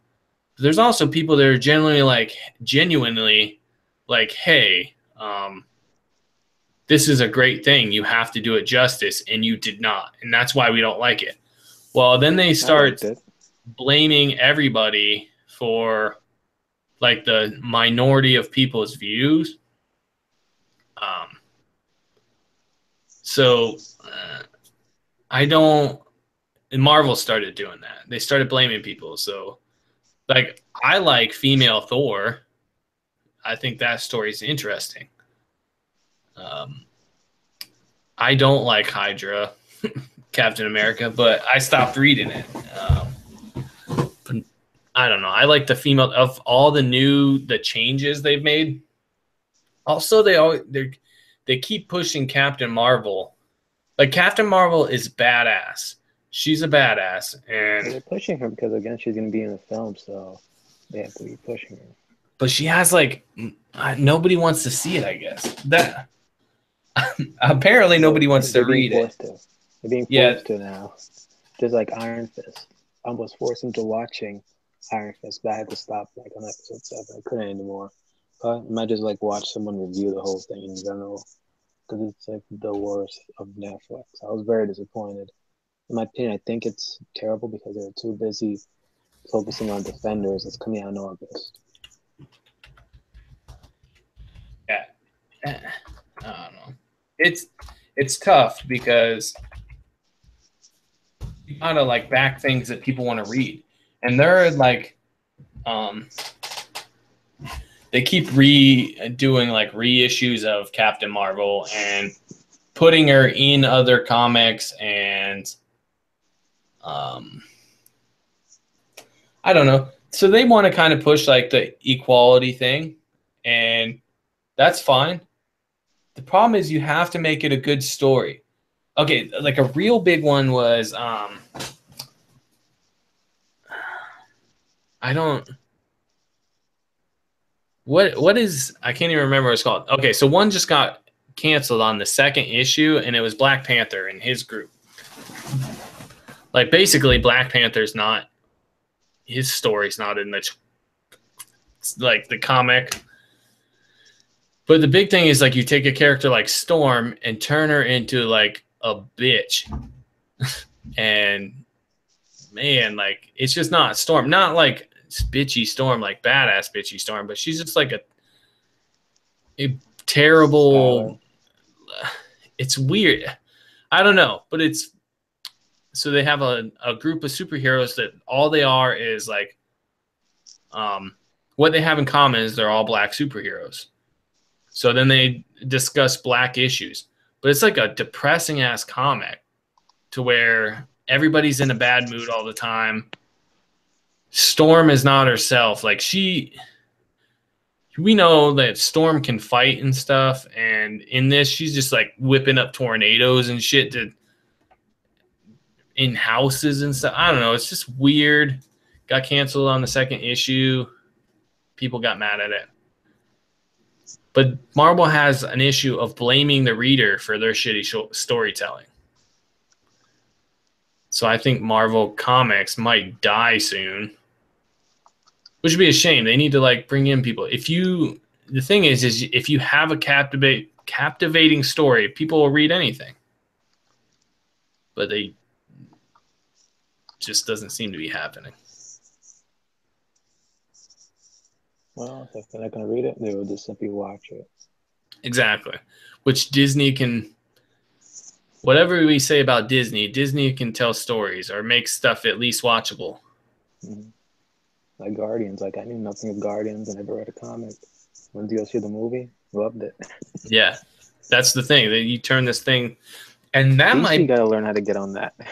Because they did this thing with Suicide Squad. Suicide Squad I actually did know about because of Batman, the animated series, and other films that they did. I knew Suicide Squad from them.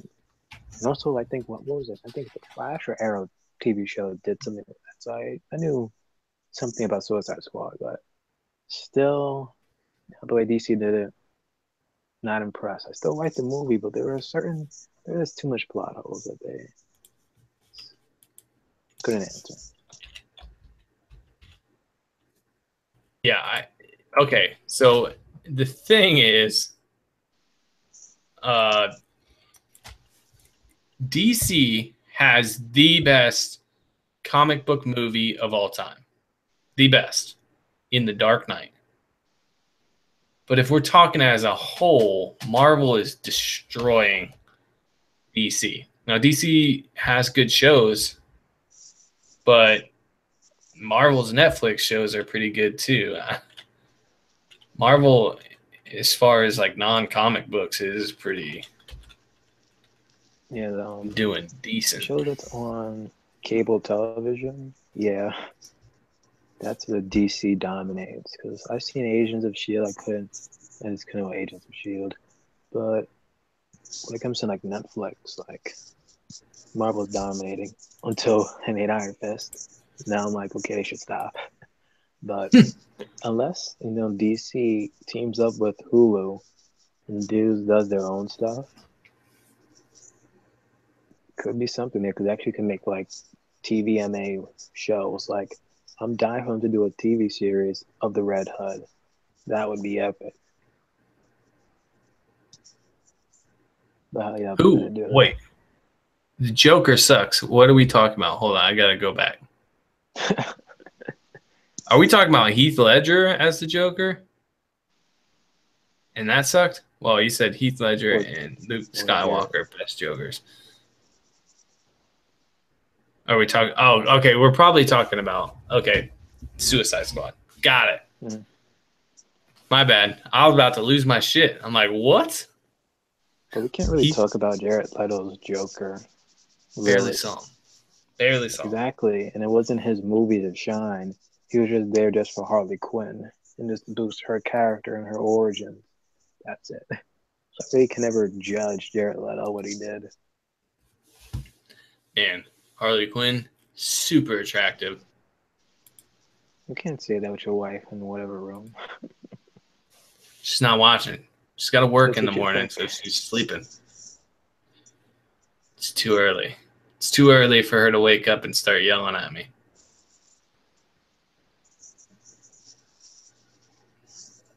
Yeah, that was like the best portrayal of it, but regardless of how people hated Jared Leto's portrayal, he already signed up for more movies, so we'll just see his one they're going to be getting in the near future. I'm interested to see his Joker, but I mean, if we just saw Heath Ledger for like a couple minutes, you wouldn't get the true depth of his character. So it's like, what? Imagine if like only Joker scene we have seen was like just him talking to his mobsters and like that magic trick with a pencil. That was the only thing he saw with the Joker, and that was it. I'm like, okay, he can make a pencil disappear, whatever. What else you got? God damn. Okay, so I'm watching this link that David just posted. Holy shit. He's like, Glover is moving in like slow motion compared to Gustafsson. God damn.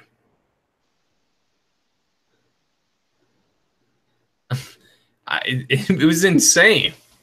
Everybody should watch that link David just posted. Seriously, it was like he was going in slow motion. He couldn't see anything coming at him. All right, sorry. I had a smile on my face. I had to explain it.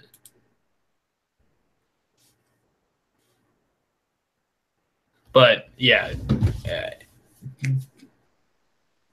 I love Heath Ledger's Joker.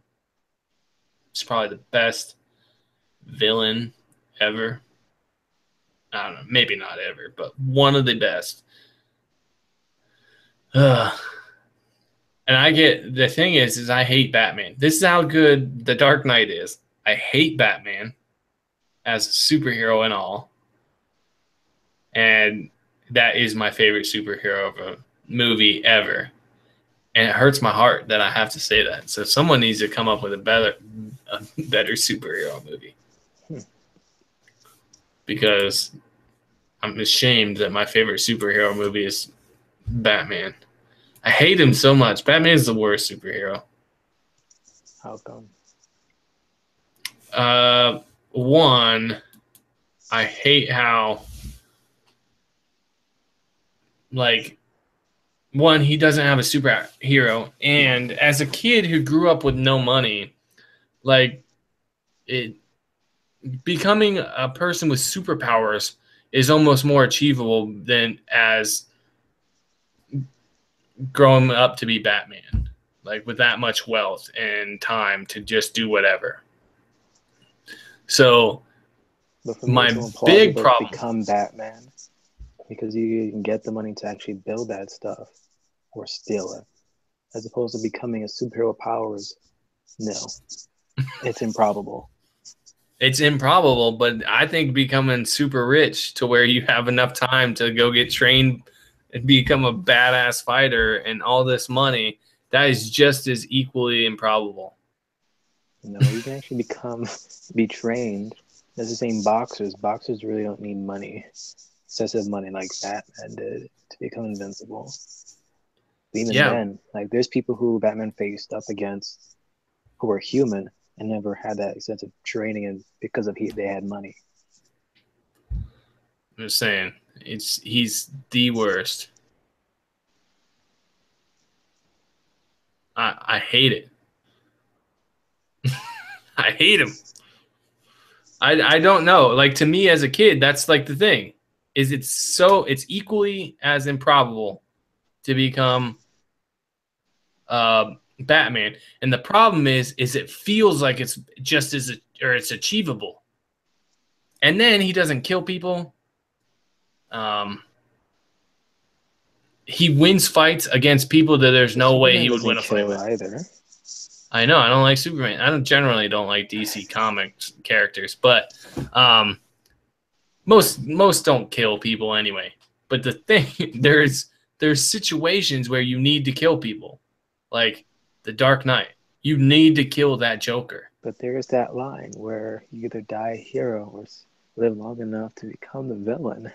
So imagine if you kill someone, he's like, you know what, F it. Starts killing everything. It's just like that Injustice video game where Superman finally kills someone and he just went chaos. But Batman has killed people too. So as much as I hate, like, I know about Batman too. Yeah, but rarely. It's like with the Green Arrow. Killed a lot of people. Well, I'm not sure of the comic books really, but TV show wise, yeah, he killed like a whole bunch of people. The thing is like, and there's such improbability to it. So Batman versus Superman in a fight, give me a break. Superman could stand like on top of a building and take a pebble and fucking kill Batman with it. That's the thing. He won't do that. He could throw it at just the right speed to knock him out. Whatever his helmet is, I will throw it just hard enough to bend that helmet. Superhero who can like truly defeat Batman, in my opinion, is the Flash. By going back in time to make sure that Bruce is not even born. I'm pretty sure every superhero can beat Batman at any time. But before even Flash even thinks of it, Batman he's already 2 steps ahead, ready to actually kill him. I just don't like it. It's like convoluted. Yeah. Where is all this kryptonite coming from? I don't get it. Okay, we find out that Superman, kryptonite weakens him. Well, green kryptonite. And I don't get it. Like, you could stand somewhere far away that you don't have to worry about it and throw a rock and ping it in even if he's wearing like a metal thing, if you throw a rock hard enough, it's going to bend that and you can knock him out. Then you win. I win. Screw you, Batman. There's no way you could have saw that coming. Whatever technology you got, nope, not fast enough. Batman sucks. Everybody can beat him. Flash could beat him. Anybody with any superpower could beat him. Aquaman, just get him, have your fish, take him underwater, drown him. Gambit, fucking throw a card at him, dead. Dude, I hate Batman. If he can get Aquaman, get his sharks to get him and drown him, like, what if he's like so close to inland, And by the time the shirts even get to him, they're dead. Well, he's rich. He probably spends a lot of time at the beach. Ah.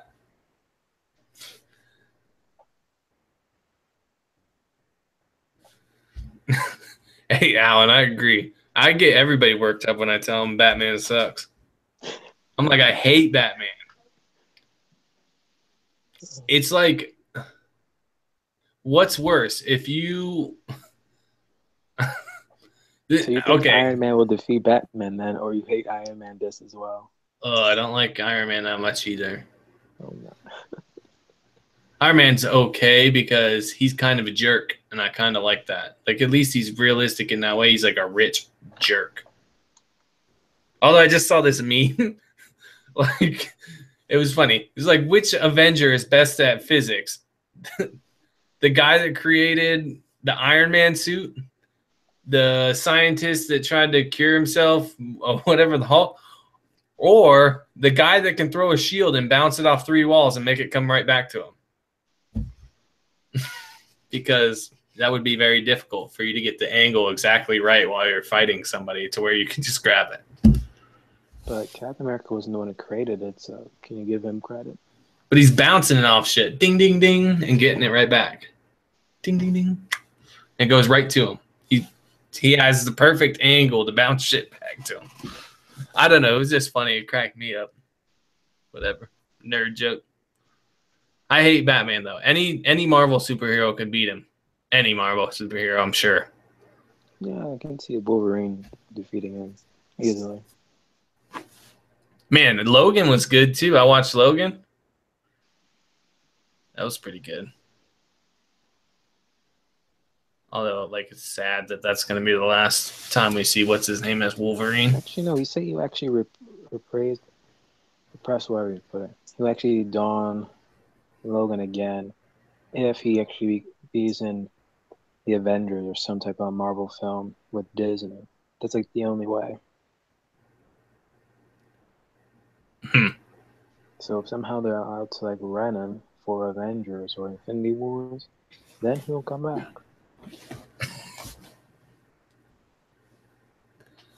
I did feel like a nerd after telling that joke because it was funny to me. I think it was probably on some science website, but whatever. I felt like a nerd. But You see in Wonder Woman? No. Why? Because you heard about the all-woman screening? No, because it's DC. Not that I heard someone saw like in Europe and friends they were like, "Oh, I saw the fan screening," and he said it's better than Suicide Squad and Batman versus Superman. So, well, that's good. That's something. Hopefully, it's good. It's like every time I'm seeing the commercials and stuff, I'm like, this reminds me so much of Captain America: The First Avenger. So much. I'm like, should I really watch and just wait till Justice League? Because if I see Wonder Woman and it sucks, then it come out with either an extended edition or ultimate edition with scenes, I'm gonna be like, so what's the point of watching it if they're gonna come out with the ultimate or the extended edition that explains the hiccups and plot holes?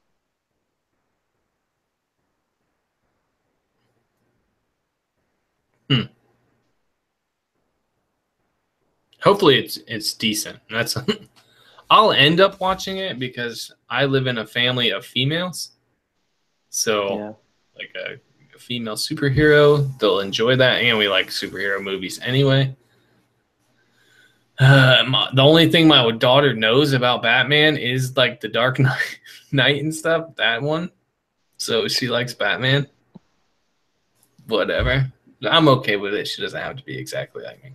But Logan, we watched that because I'm kind of an irresponsible parent. I'm like, whatever. You can take your child to that. There was nothing bad about that movie, in my opinion. We had one nudity scene. That's it. They say fuck a lot. Out for that. I think if your child has not heard language before. I know. But there's like people losing their heads and shit a arms cut off. You tell me there's no anime in which people don't lose their limbs that your daughter has seen? Exactly. You can't fight this conversation with me. I know. I'm not. My wife thinks she shouldn't watch it. As soon as like the first time he chopped someone's arm off, like my wife looked at me like, really? Look in the open credits. I was like, whatever. I'm like, well, it's like rated R, so she's like, why is she watching this? But I love the little girl. That's like Arya with fucking spikes in her hands. Ah! Ah! My goddamn, this little girl's badass. Her and her little friends.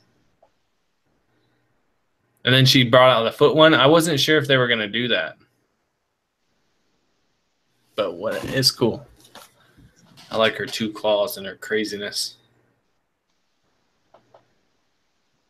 But man, how long had Wolverine been alive up until that point? Then he finally starts to age. Like hundreds of years. What was it? Civil War? The American Civil War he was in? Yeah. So you just think about that. Who knows? Because then you can even just, it's from there to what? It's the possible future in which he helps with the Days of Future Past. But then it continues on from thereafter. It's like 150 years. He's good to go. Then he finally is like starts to die, get old. Because his antimantium skeleton is like slowly killing him. Well, I think his healing slows down first because he can constantly heal from the adamantium and poison. But his healing slows down, and then it slowly, now he's starting to get poison from it. His body can't heal at all instantly. Exactly. So I think that's what's going on here. The way Professor Xavier died, I didn't like it. Me too. It was like, it wasn't nothing. Because he was like confessing to like Wolverine, like, yeah, I know what happened. And you're trying to like make me like not remember that moment where I basically killed all the X-Men. Yeah. But then he like says, Logan, and you just see him looking at him, and he just kills him. I was like, nah. You should have had him like die in his sleep. But the way, you're like, nah. Like, Charles, it wasn't me. I'm like, oh no. Damn. I was like, I wish you would have died like in a blaze of glory. Damn. That was like messed up when we learned that. I don't know if he killed all the X-Men, because I'm pretty sure he did. It seems powerful enough to at least somehow like stop him. Yeah, Phoenix could survive it. That's all I can say. Phoenix and. But I don't know. Like, I know the next X-Men movie dealing with Sophie Turner as Jean Grey is going to be Phoenix. I think it's called Dark Phoenix or something, but that's going to be the next one. So we already see how the X-Men Last Stand dealt with the Phoenix. Let's see how they're going to do it this time around. I don't even know if they're still doing a Gambit movie. Gambit is maybe my favorite superhero. Possibly. But with Channing Tatum as Gambit, well, I think that's the point. He's kind of funny and like a smart ass. No. I like Gambit. Magic Mike. Well, actually, I think the only funny movie I've seen him in was actually good was 21 and 22 Jump Street. Yeah, so he has like a sense of humor. Then when you hear the behind the scenes, like majority of those jokes he didn't even come up with. It was all Jonah's help. So it's like, I don't know. I like Gambit. He was always my favorite when I was a kid because I forget what it was, but he had this thing. Maybe it was the game. He's like, losing's not my style. And I would play that game, and every time I killed somebody, he would say that shit. And I'm like, man, that's just like me. I just hate losing. And he always just had smart-ass answers to everything, and I liked it. And I'm like, this is my guy. This is the best superhero. I don't even care what his superpower is. He could definitely kill Batman, though. Just charge that staff like, poof, maybe a card. Batman would have a device to deactivate the damn staff, destroy it. No, because see, the thing is Gambit is like kind of a hard ass, and he would kill Batman before Batman could plan. Because Batman needs to plan. If he had time to plan, that's the worst thing. I don't care if he doesn't. When do you have time to plan it in a fight? If we're basing the superhero on how nice the bad guy is to not kill me the first time, then yeah, you're a great superhero. If the whole world you live in is nice. But if I'm facing Batman and I have some power, I'm gonna kill him the first try. He's not gonna get a second chance. I'm gonna be like, everybody fought him one time and beat him and then lost the second time. I'm gonna go ahead and forego that second time and kill him the first time. I mean, nuts. Your hatred for Batman is beyond. It's irrational. It's kind of like Eli and Danny. It's that type of hatred. Oh. But I hate, like, imagine if you're drowning. Okay, here's my analogy for Batman. Mm-hmm. Imagine you're drowning. Is it worse to drown where there's like a life raft just out of reach of your fingers, or where you can see it, or would you rather just drown where you know you're not going to die? Or, I mean, you know you're going to die. I'm going to get it, obviously. I mean, no, you don't get either one. You're going to drown either way. You can either drown where you think you're going to be able to get to where you're not drowning, or you can just drown where you know you're going to drown. You're accepting it. I'm not going to accept it, though. I'm going to try. Well, I mean, I'm just saying, like, in a scenario, you know you're going to die. I know I'm going to die, but I'm still going to try to, like, reach for it, though, in hopes. But you can't see anything. There's nothing there. You're just, like, in the ocean going to die. I thought you said I could, even though I can't reach it, though. That's the one option. The other option is that you're in an ocean and you can't see anything. So you're going to choose the first one? That's the Batman response. That's Batman. You feel like you could be rich, so you feel like it's in your grasp. I would rather be in the ocean where I just know I'm going to drown and I don't have like that hope that I'm going to be. He is rich, but you're not going to become rich. The thing is you could become rich. The thing out of reach is richness. That's what you need to become the superhero. I'm not getting no mutant superpowers in my ocean. I don't see anything. There's no mutant superpowers. But now, how did Batman learn his fighting style? He learned from Ra's al Ghul.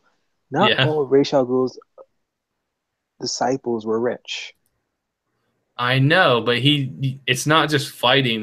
If he just used fighting. That when he went to Ra's al Ghul, he was like, "I'll pay you." No, he was not. But he had time on his hand because he's so rich. You have to think about that. He didn't have to worry about other shit in his life because he's super rich. So he can keep up with everything. I don't know. He has free time because he's so rich. But also his bat suits. You think he could beat anybody if he just knew how to fight? The best fighter in the world loses to a gun. Just saying. Like, so you have to have the money on top of it to protect you from shit like that. Well, I think he would know how to like try to survive a gunshot since his parents did die from a gunshot. I think that's like rule number 1. Well, I'm just saying. Yeah, he needs the money to do that.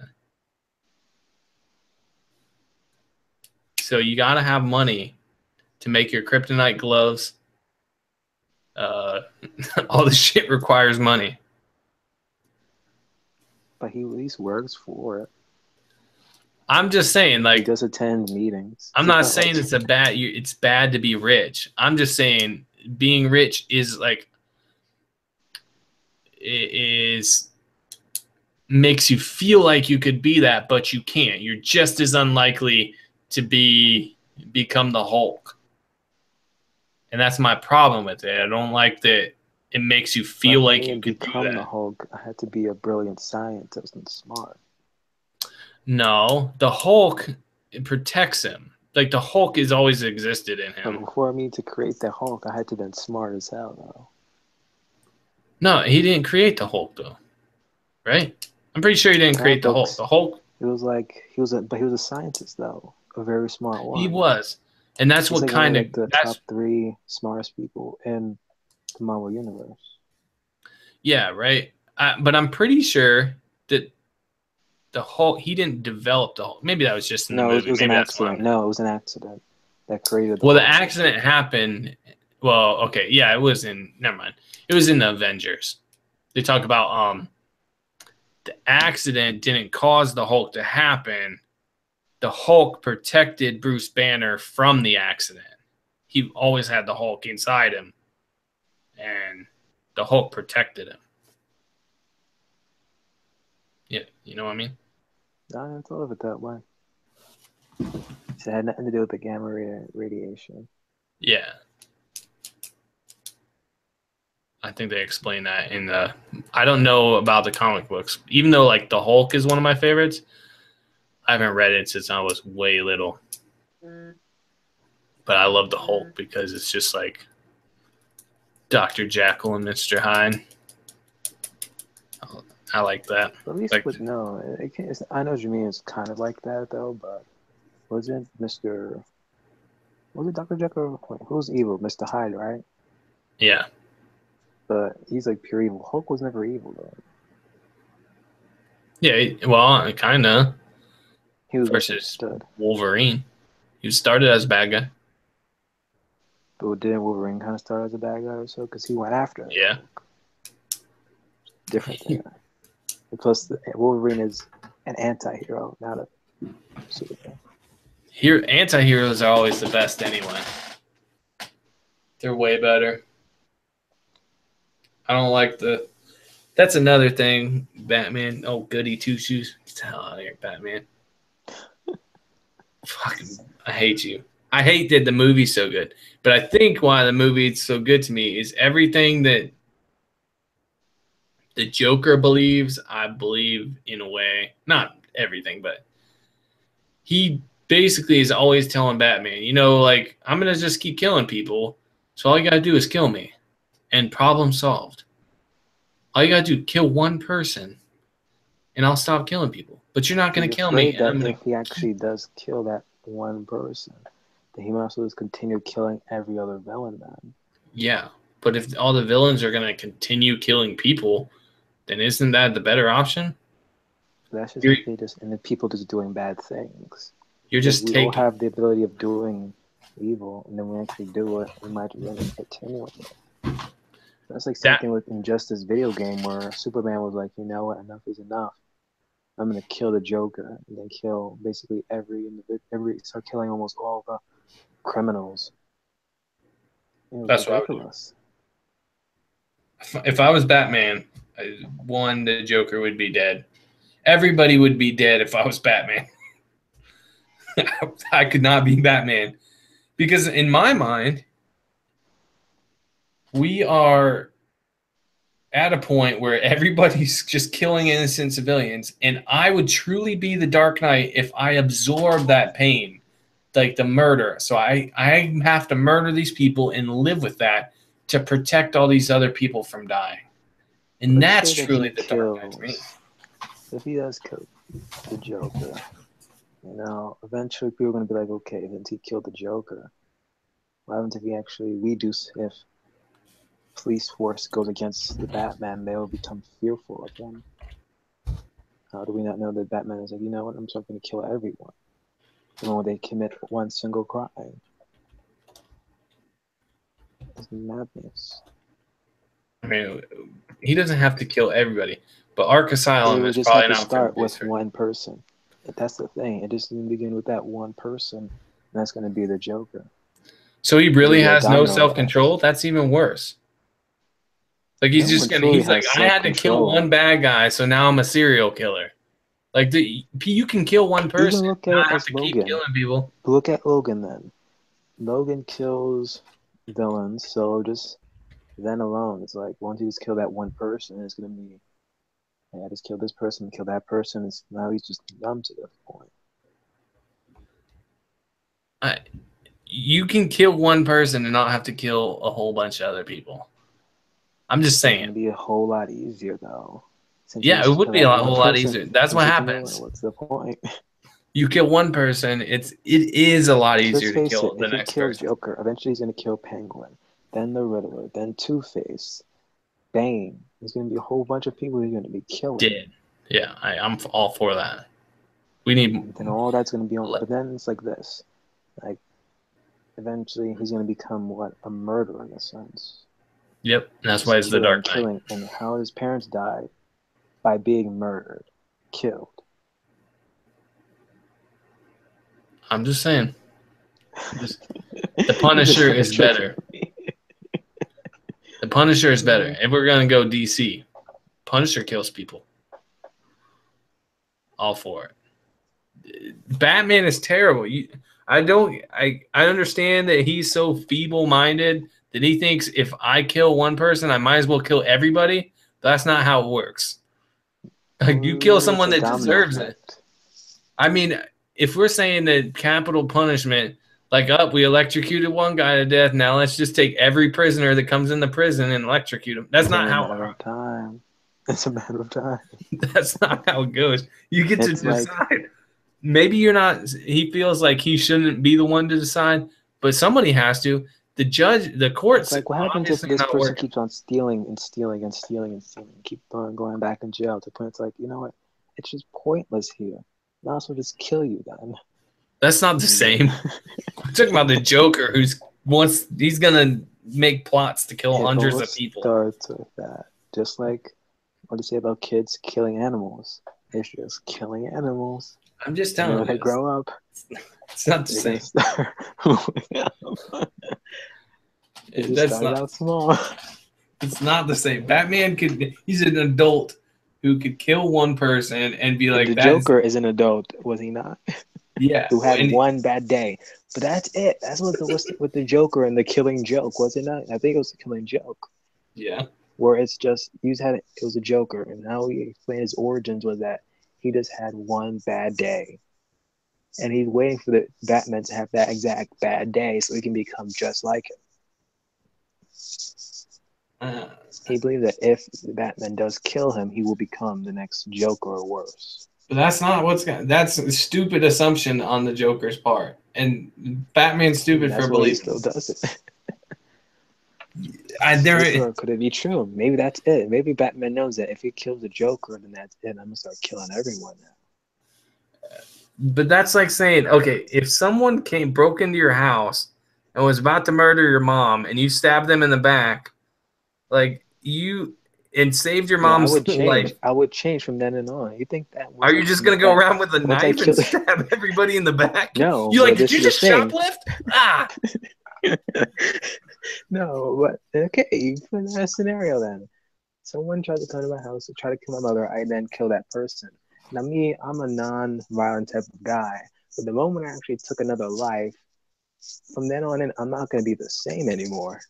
I'll probably get into more fights. You can't know how you react to it, though. Exactly, until it happens. And just for Batman, he doesn't know what's going to happen the moment he starts. Well, he needs to give it a try. Even though he's been... Oh. I mean, it's... I don't know. You do change as a person. Exactly. Without getting too much into it, you do change. But the thought that you, if you kill one person, you're just going to go around jury, judge, and executioner to everybody is ridiculous. You have some semblance of judgment. It's like saying a jury, if you find someone guilty. You're a man who's running around in a bat suit. I don't think you have sense. Bruce Wayne could have been what? A detective, police officer. No, he decided to put on a cape and a mask and fight crime. He didn't want to deal with the bureaucrats. That's it. He's like, I'll put on this bat suit if I don't have to deal with the bureaucrats. Okay. Deal. You walk around in that stupid suit and you don't have to deal with paperwork. I'm just saying, there's no reason he should not do it. He should give killing somebody a try. And after he's killed, like, okay, so if we're talking original Batman did kill people. Well, this is not my major complaint of him. In The Dark Knight, it is my complaint of him. Like, he does kind of go back and forth, like, what's good and what's not. But, or what's right and what's not. But he doesn't kill him, and he should have. Okay, how about this? Killing the Joker is not right, but tapping into everybody's cell phones is perfectly acceptable. Exactly. When you tap on someone's cell phone, are you killing them? No. Oh, well, that's my privacy. The government isn't. You live in America, Andy. I know. The government kills people too. So I'm saying one thing leads to another. Maybe they started spying on people. Then the government is like looking at our live stream. Everything. They're like, wait, someone's talking about me. One time, okay, I'll tell you a funny story. Like, it's the weirdest thing. I'm a pretty weird guy by nature. And I was like driving my car back from Texas one day, or my actually brother-in-law's car, whatever. And so I was listening to this thing on the radio, and they were talking about like how the CIA listens to you and shit. About an hour later, I was just sitting in stone cold silence, and I was like, "Hey, Jeff. Yeah, I can hear you." Yep. But I wasn't talking. Okay, so I was just pretending like, because I'm a fucking weird guy. Right? I'm talking to myself, but pretending I'm talking to somebody that's spying on me. Then the radio starts going, and my phone goes, and I was like, what the fuck was that? And then I'd like start getting super paranoid because I'm like, maybe there was a guy named Jeff listening to me. And I don't know, it fucking freaked me out. Really crazy story, but or stupid story. 1984. I was like, God damn, that's weird. It was the weirdest thing. It freaked me out for a while because my phone and the radio were like, I was like, what the fuck? I was just joking, Jeff. Settle down. I don't know. It was weird, and I've thought about it like a couple times a week ever since then. Like, damn, they really are listening to me.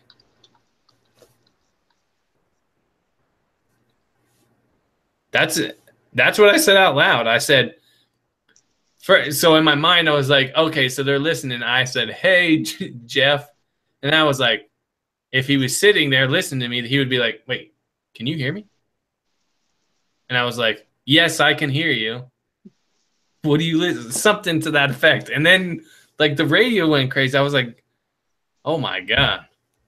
It was just weird. So that's what happened. It was a weird scenario. And all started because I'm a weird guy. You know, I think I might have been like on my phone with my wife earlier than that, and we were talking about something, and I thought, well, that could be like a trigger word. So then that's what made me think of it, because I had heard about them listening to everybody, and I was like that when I was talking to my wife and I said something. Because when I was in the Army, I was a combat engineer, so I dealt with explosives and stuff, and that's just what I did. And so I'd make jokes about it and shit. And I think that's what put the thought in my mind. It's like, oh, someone could be listening to me. And then all that weird shit happened. I got all freaked out. I'm like, damn, government listen to me? Not that interesting. Although I am a weird guy that talks to himself in the car and pretends like the CIA is listening to him. I might build an underground bunker. I got my tinfoil hat in there. I can read my thoughts. I can't. It was just weird. I'm sure it was a coincidence. In my head, at least, it's a coincidence. But it was just like a weird thing that happened. And I just thought of the story now, so I had to share it. Because why not? It was a good time.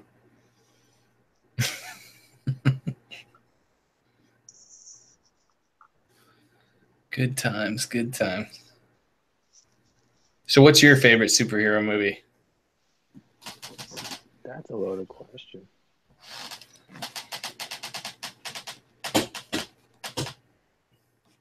Anytime, like you can include Blade into it. War. Yeah, Blade was good, but Civil War was good. Civil War was pretty good. Although I Captain America the whole time though. You what? No, excuse me. I was rooting for Iron Man. Oh my God, we're like opposites. I'm rooting for Captain America. Why? So I don't want them. Why should they have to register? Screw that.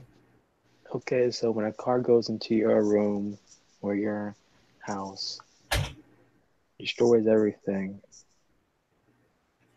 don't be pissed off. Yeah, I have insurance.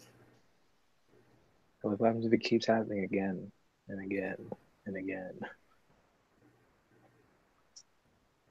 What happens if something happened and, I don't know, an Ultron robot landed on your family? You're dead. You don't have insurance for that. Well, I mean, I could sue them. I could sue them because they didn't do the accord signing. Yeah, but we know who Tony Stark is. If Ultron comes Tony Stark when he basically built all that stuff and people died. Yeah. No, they didn't. The woman went up to him and demanded. I'm going to. I'm taking him to court. He destroyed my house. He just said, money. What did Iron Man have? Money.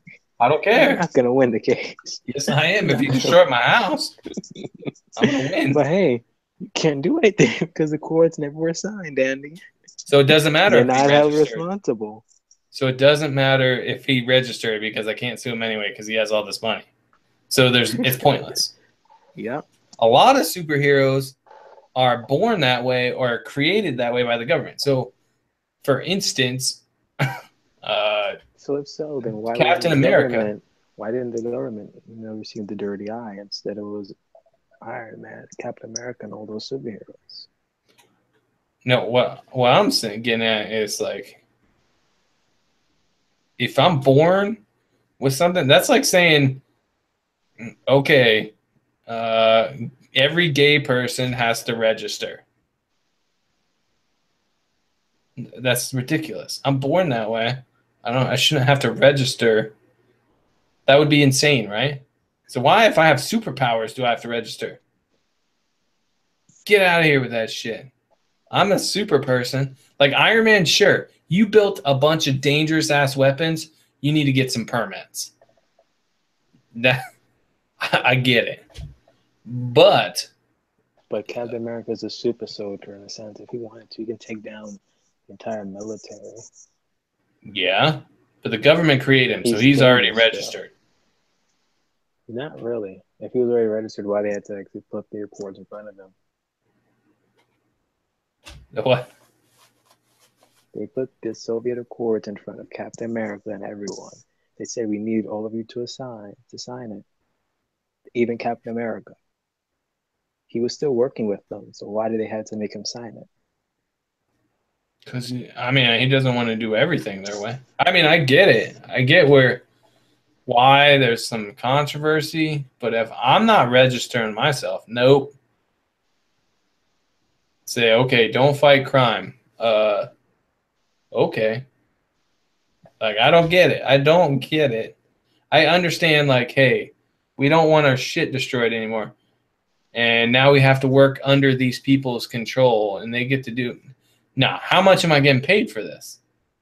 Then it becomes like a job. It becomes, if you're governing when I can do it and stuff, I'm getting paid for it. They're never going to get paid. I can't help not being like too logical. I'm all the time. My wife's like, God, just watch the movie. I can't help it. I got to bring logic into it. And I'm not registering and fighting for the government without getting paid. You're insane. I am on Captain America's side because this is America, freedom, whatever.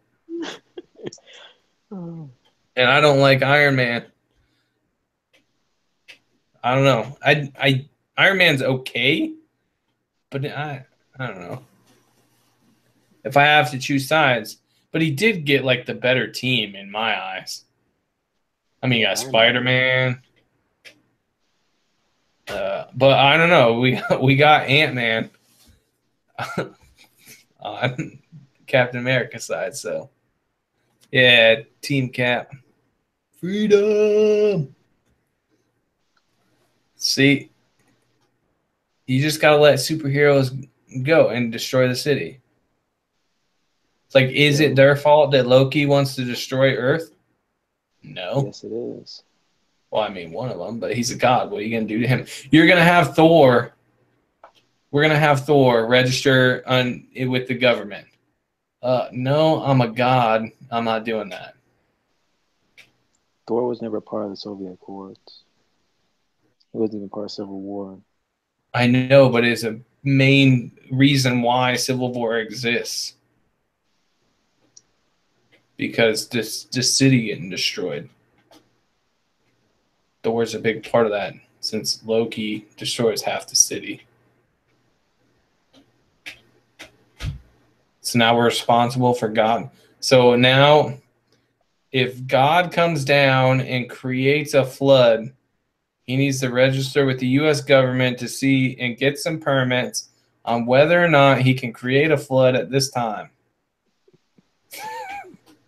Nope, not happening.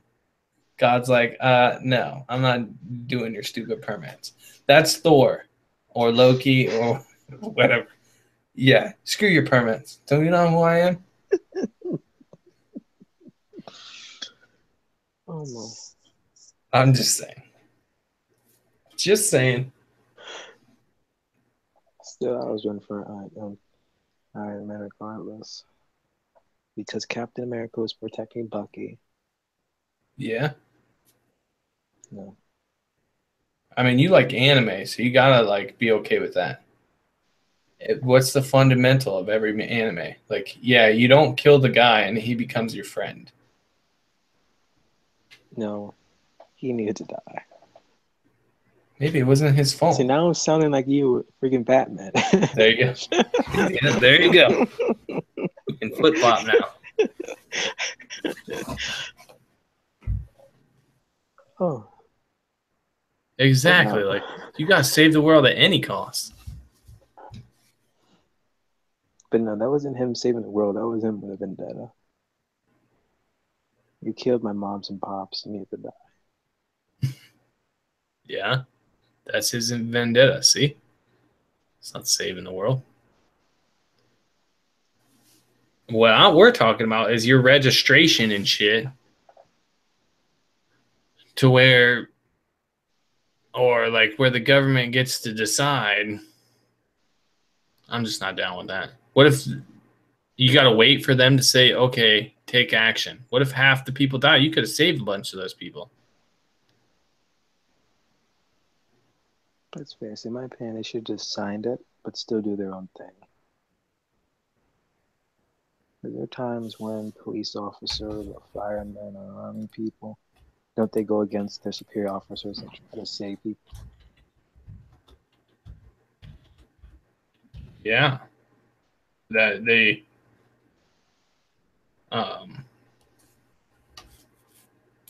they're not allowed to do that. That's I don't know. Right? Sorry, I was looking up something I can't do two things at once. My brain doesn't work that way. So my ears turned off. I was typing something. Sorry. I'm a terrible person. But I forgot what we were saying. God damn it. Sign the accords. Oh yeah, you were saying like they protect other people even when they're not supposed to and stuff. Is that what you're saying? Yeah, isn't there times when the policemen, firemen, or army people are told to like withdraw or don't do anything, but in the end of the day, they might just do it anyway? Yeah, that happens. Save someone. Sometimes. Yeah, but what I mean is now you can get in trouble for that. Like, exactly. Okay, what if you stay back? But when it acts like, do you regret saving that person's life, even though you're superior officer said you not to go into the field. Nope, I don't regret anything. Yeah, but what if I get in trouble because something gets destroyed and now I'm arrested and I cannot save more lives, and there comes another time when I could have saved more lives? See, these restrictions on superheroes just put lives in danger. If Iron Man was restricted, let's see what would never have came to be. Ultron would probably never been created. Yeah, well, Iron Man's a shit. That's like Batman. Those two can go away. Iron Man, Batman can both not exist, and it will not change my day at all. Make me happier, probably. At least Iron Man has a magical thing in his chest. Like he created some magical thing. So now he has some sort of superpowered heart that works somehow. Because science. I'm more for the superheroes that are super.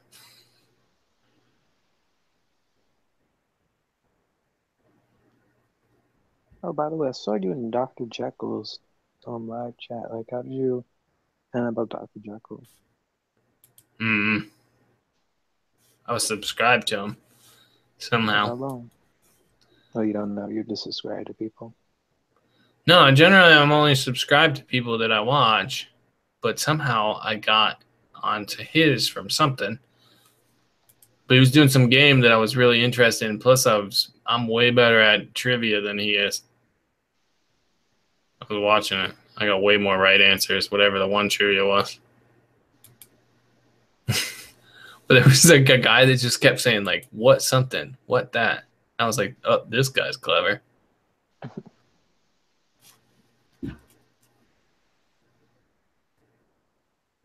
What?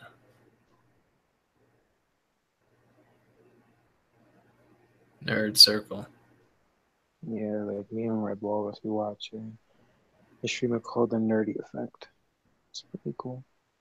Like recently, for like a week or so, like I haven't been caught up. We've been doing other things. It pissed me off. And like love going on just the live streams.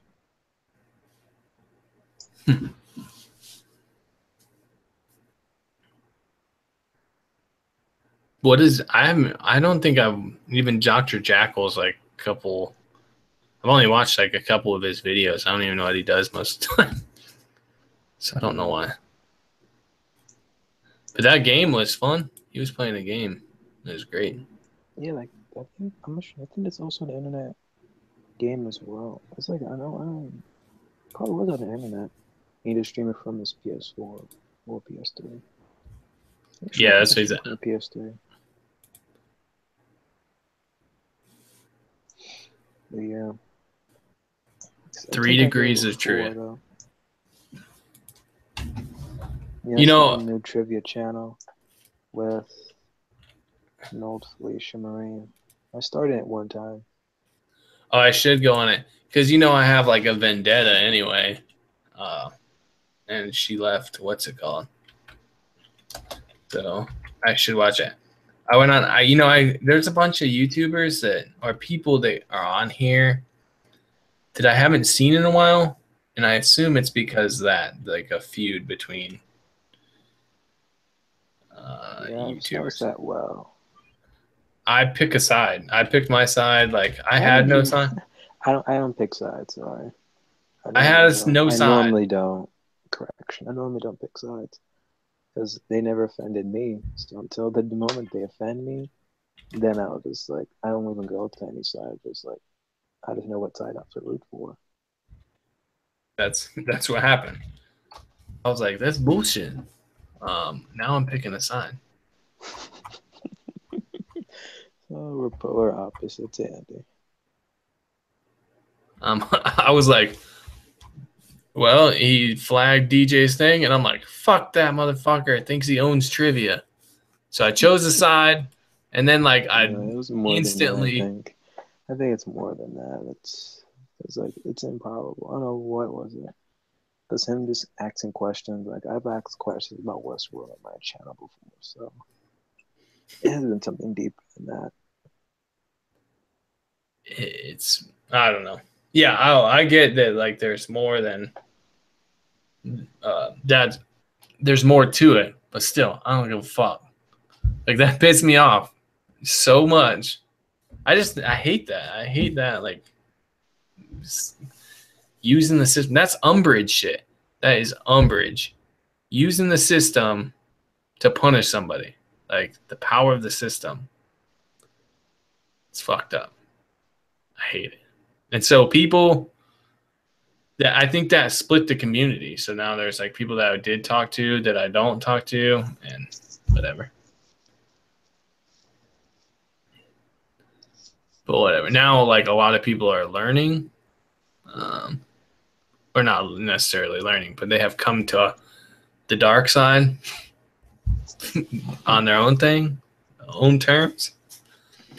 But man, he was a dick to Felicia, like, a lot. I would still watch it sometimes. I'm like, God damn, he just. Oh, hold on. My daughter, she's yelling for me. She's scared of something.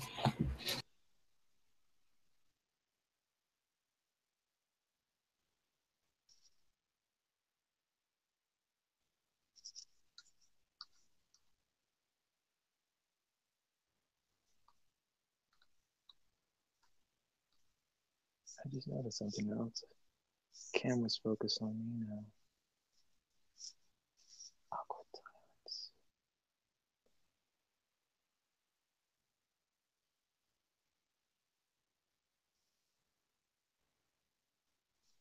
This is known. This is known.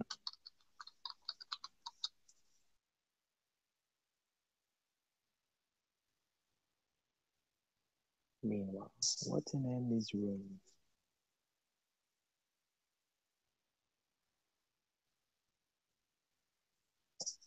I never knew that Andy was a golf person.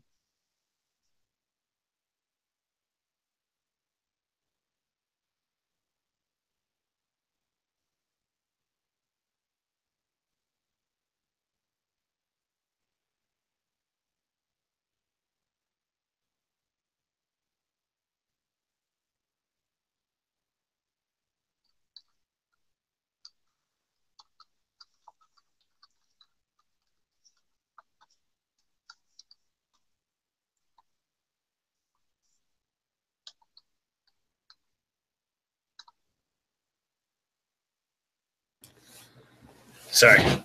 My daughter was scared. Do you still forget the It movie? No, and she had a bad dream. She was telling me about. It was kind of like Tremors. What she was describing in her dream. But she's seen that movie too. Yeah, I gotta stop with the horror movies, man. I like scary movies, so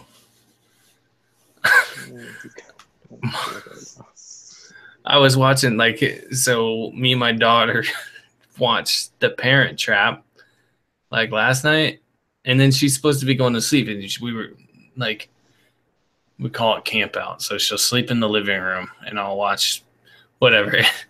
And she was supposed to be going to sleep, and I was watching Silence of the Lambs. And then my wife wakes up in the middle of the night, and I'm not even paying attention to my daughter is watching the movie. And my wife comes out, and she's like, "What are you watching?" I'm like, "Silence of the Lambs." And she's like, "You're letting Diz watch Silence of the Lambs?" I'm like, "No, she's sleeping." She's like, "Look at your daughter. She is not sleeping." So that's kind of shit parent I am, apparently. And that's more of like a, I'll subscribe to this. Let me throw a sub on here real quick so I can watch a different trivia show. All right, sorry. But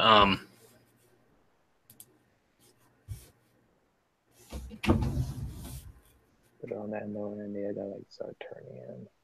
all right. Thanks for having me on. No worries. Looking forward to you and your wife stream. Oh yeah, you're gonna see some banter because she does not like when I mess with her. and I cannot help it. On it.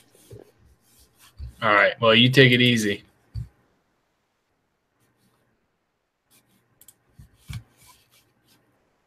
All right. Now it's just me monologuing, apparently. Unless someone wants to come on. I don't know. Yeah, so my daughter was basically describing how monsters were coming up from the ground and eating people. So, pretty much like Tremors, I guess.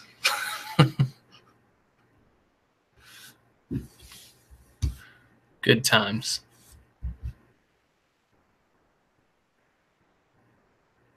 But like Silence of the Lambs, I don't know. Is that scary? Kinda, I guess. He's like skinning people. And I don't know. It's not that scary to me, although Anthony Hopkins' character is pretty creepy as far as thrilling aspect. And he does get away. I guess it could be scary. I don't know. The worst part of that movie, like, is dude throws his come on the lady. But she wouldn't even know what that is, so that's not that bad.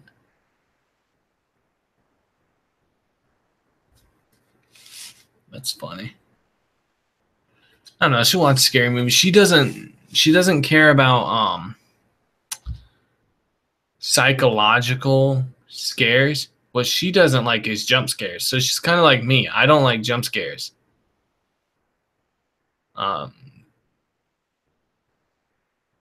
So, which I'm a terrible person to live with if you don't like jump scares. I scare her like a couple times a week.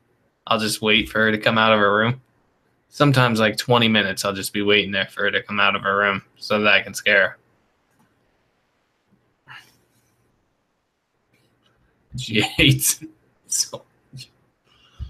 But then she scares me. Like, she'll do the same thing. But that's like, she's cool with it. So we watched the It trailer, and she didn't like that because it has like jump scares in the trailer. I like Hannibal. I don't know. It's good. I like Anthony Hopkins in almost anything. I don't know. I'm probably a shit parent for letting her watch all kinds of other shit. Yeah, that's pretty much my my go-to. It's like I'll just the title, maybe first couple minutes. Oh, I thought you were talking about like the Red Dragon or whatever it is and stuff. I thought there was one that was called Hannibal after that. Now I'll have to watch the series because I like the Silence of the Lambs, the prequel, the Red Dragon's the prequel. I think it's called the Red Dragon, something like that. And then there's another one, which I think is called Hannibal something.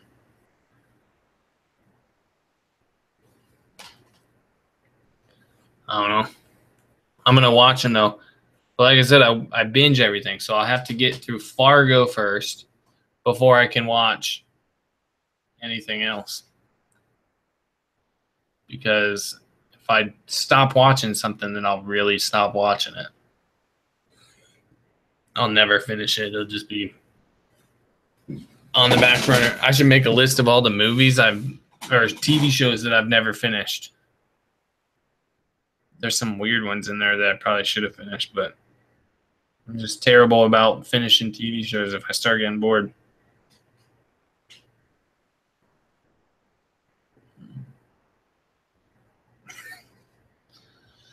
Some good ones.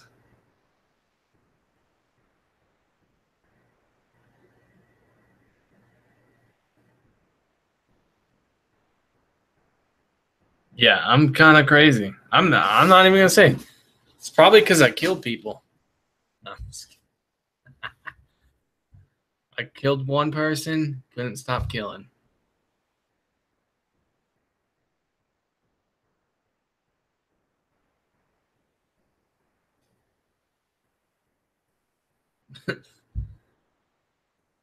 It was just like a funny thing. I'm just weird like that. Like I do little things like that in the off chance, and something weird happened. So that justifies me acting like a weird person, I guess. I don't know. Like I dance through my house like naked. I'm in the mirror like, would you fuck me? I'd fuck me.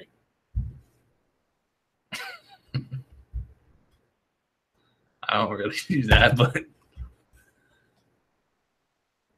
uh, I think of like the Truman Show as like a nightmare for me because I'm so weird on my own time when no one's watching that my Truman Show would be way worse than drawing on a mirror and shit. It'd be vigorous masturbation on tons of parts. You'd have to blur it out.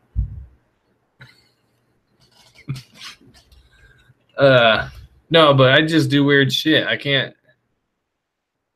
Like, if I'm on a stream, here's too much information. If I'm on a stream and I want to pick my nose, I will, like, turn off my camera. So if you see me turn off my camera, there's like a 5 to 10% chance that I'm trying to get a booger out of my nose that's bugging me. Now, if I'm on the Truman Show, then that's just on TV. Like, he's just picking his nose. How often does he pick his nose? It'd be a drinking game.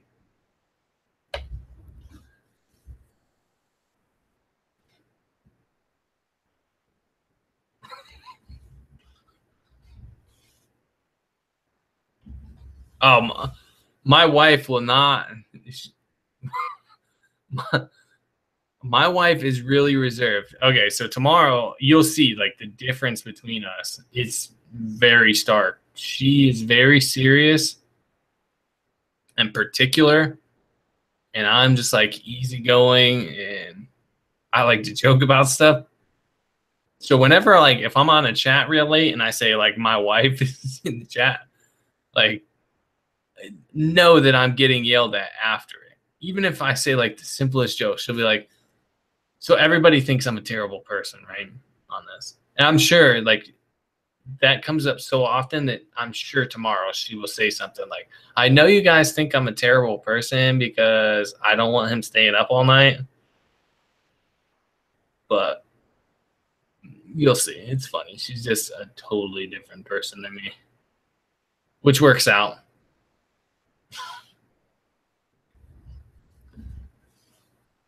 I'm sure my daughter's kind of like both of us in a way. She can be real particular as well, but she also likes to joke around. You'll see. It'll be entertaining at the very least, because I'm sure we'll get in one fight at least.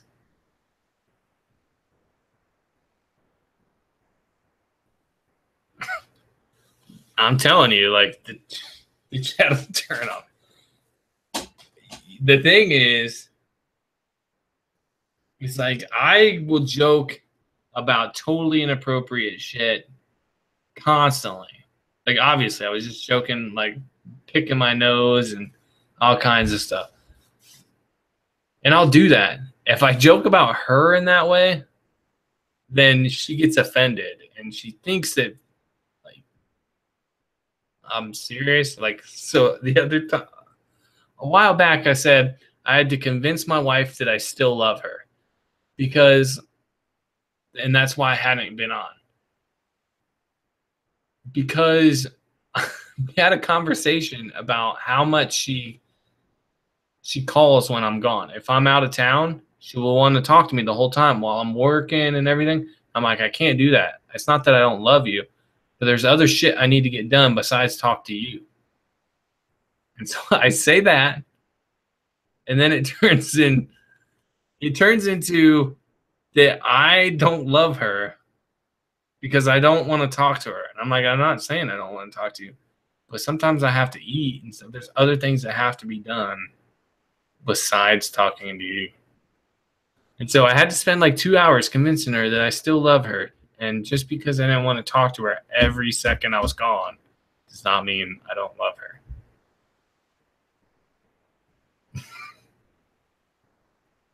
She might be listening this time. She told me I should probably go to bed by 2:30. So she might be listening right now. I don't know. Yeah, it'd be rough to bring it up too. Again, it's not. She just didn't understand. It's like, it's not that I don't want to talk to you. It's that there's other important shit I have to get done. I don't know. Being married's hard because if you grew up with siblings, it's kind of like that. You're two different people that want two different things. A lot of stuff we have in common. Like we share a lot of goals and stuff.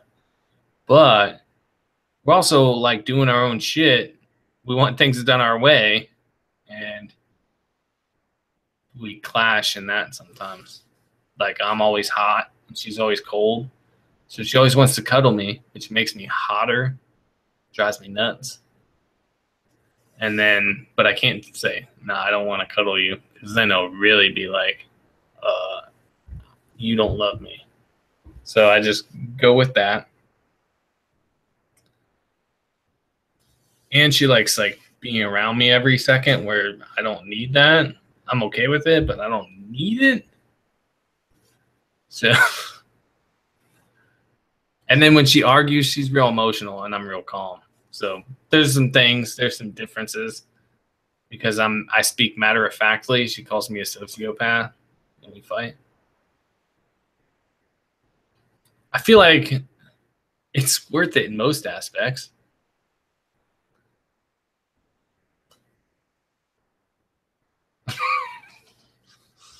And I don't know about her deepest secrets.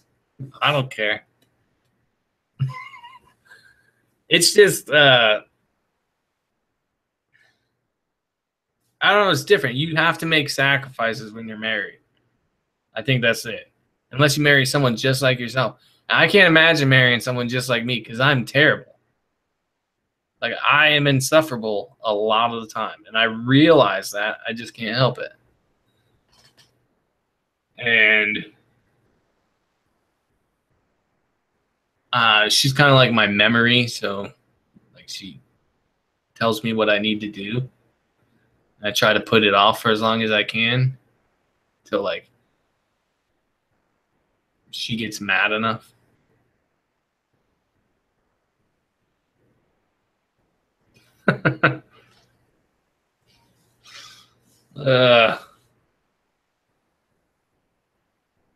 I don't know.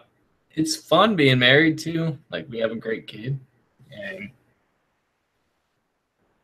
I don't know. We are similar, just our personalities are way off. Yeah, I got it. I got it. I almost read it. Ceramic found. Auto carrot.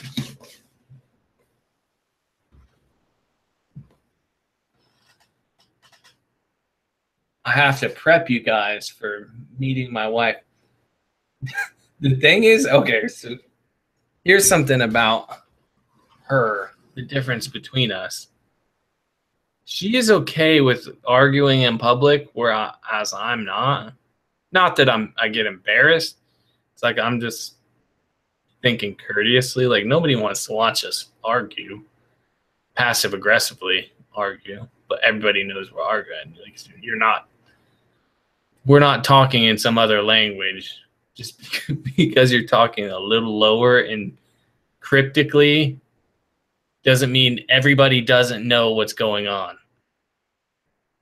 So I'm sure that's what's going to make tomorrow exciting. I'm sure she will be okay with arguing with me on a stream to where I won't want to argue. So that'll be fun. It'll be different than normal where I'm okay with arguing with everybody.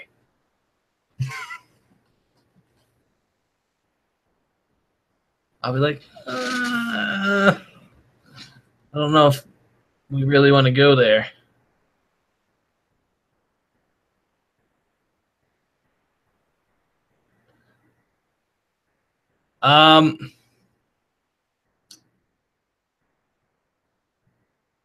Passive aggressive is like she'll,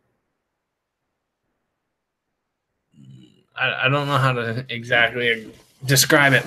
Basically saying something negative about me without explicitly saying it, almost like saying something nice, doing something nice,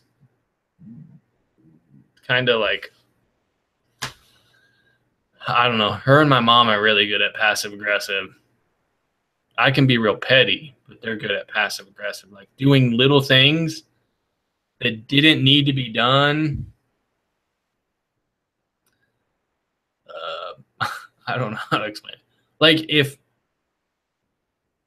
my mom wanted to come visit my house and pretend that my wife wasn't a very good wife, my mom might start doing our dishes and be like, I just don't like dirty dishes. That's like her being passive aggressive.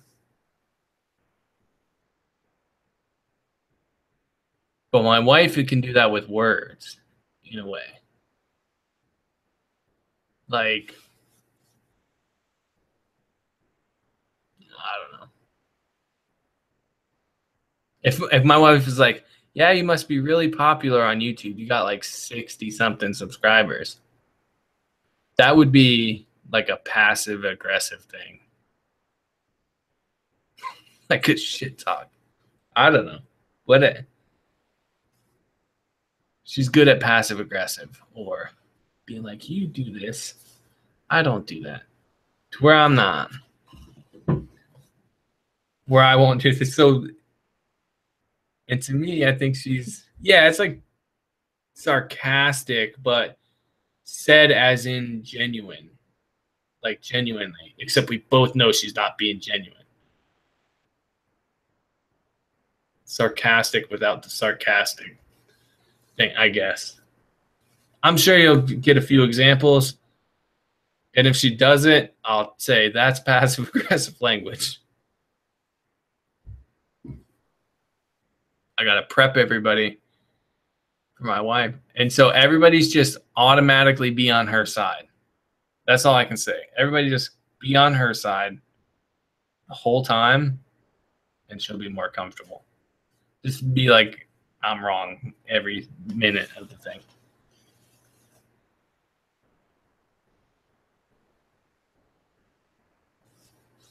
So, and the thing is because I don't get embarrassed, like I'm easy to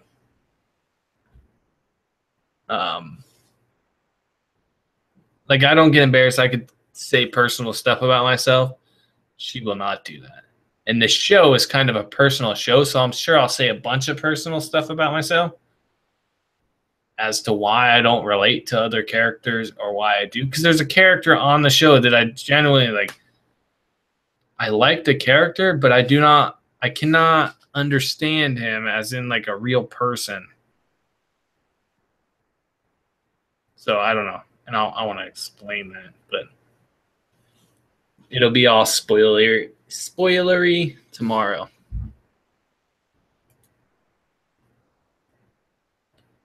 There's like 5 people watching, 4 now. I assume one of them is my wife. You have to be on her side though. So when we do it, everybody has to be on her side.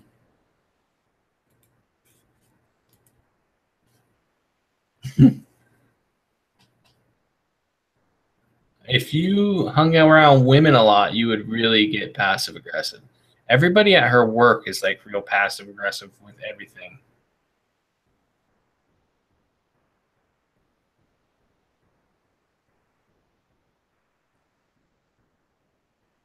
I don't know, like helping people where they don't need help. Ugh. It's the worst part about working with a bunch of women. It's like if you don't understand passive aggressiveness, you're like, everybody's really nice here. They're not really being nice to you.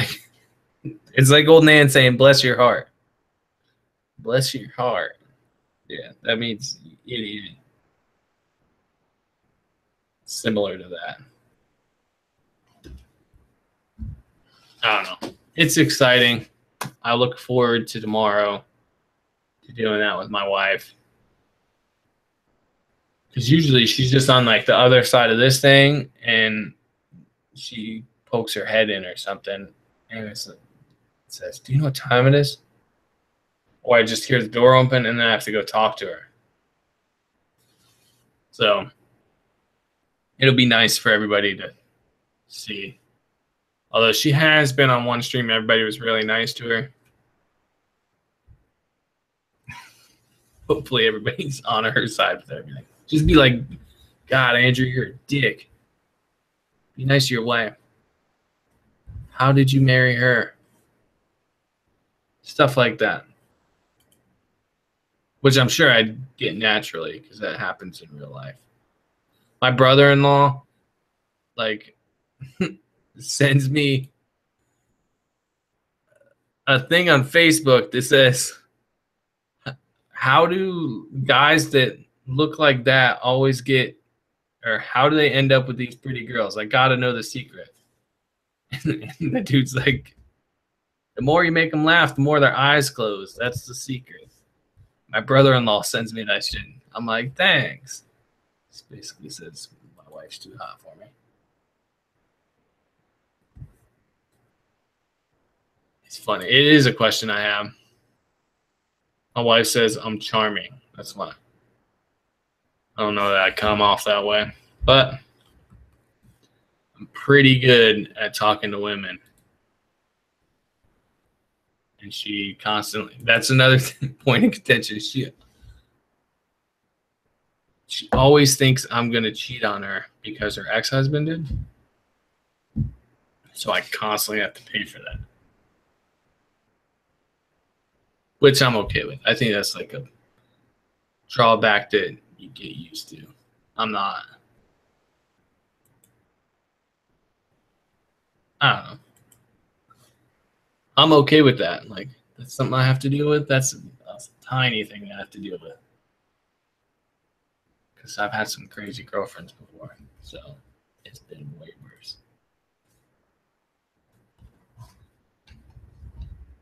But I think I'm going to end the stream. Yeah, I'm true. That's funny. I'm sorry. That was a good one, man. All right, I'm gonna end it here. I'll talk to you guys tomorrow, whoever's still on. I know there's a bunch of people are watching. One of them's my wife, one of them's me, so there's still a couple other people. But yeah, I'll see you guys tomorrow. And remember, be nice to my wife. Just always be on her side in every argument that we have. All right. Yeah, you can make fun of me all you want, David. That's cool. That's the best thing. I think the best of I get along with people most that can talk shit to me. So you want to make fun of me, that's fine. Because I mean, it was only like a couple months ago where you propositioned Broke Black Man for sex, if I remember correctly. You said you got him covered if he ever visits you. All right. That's it. Get the fuck off my channel.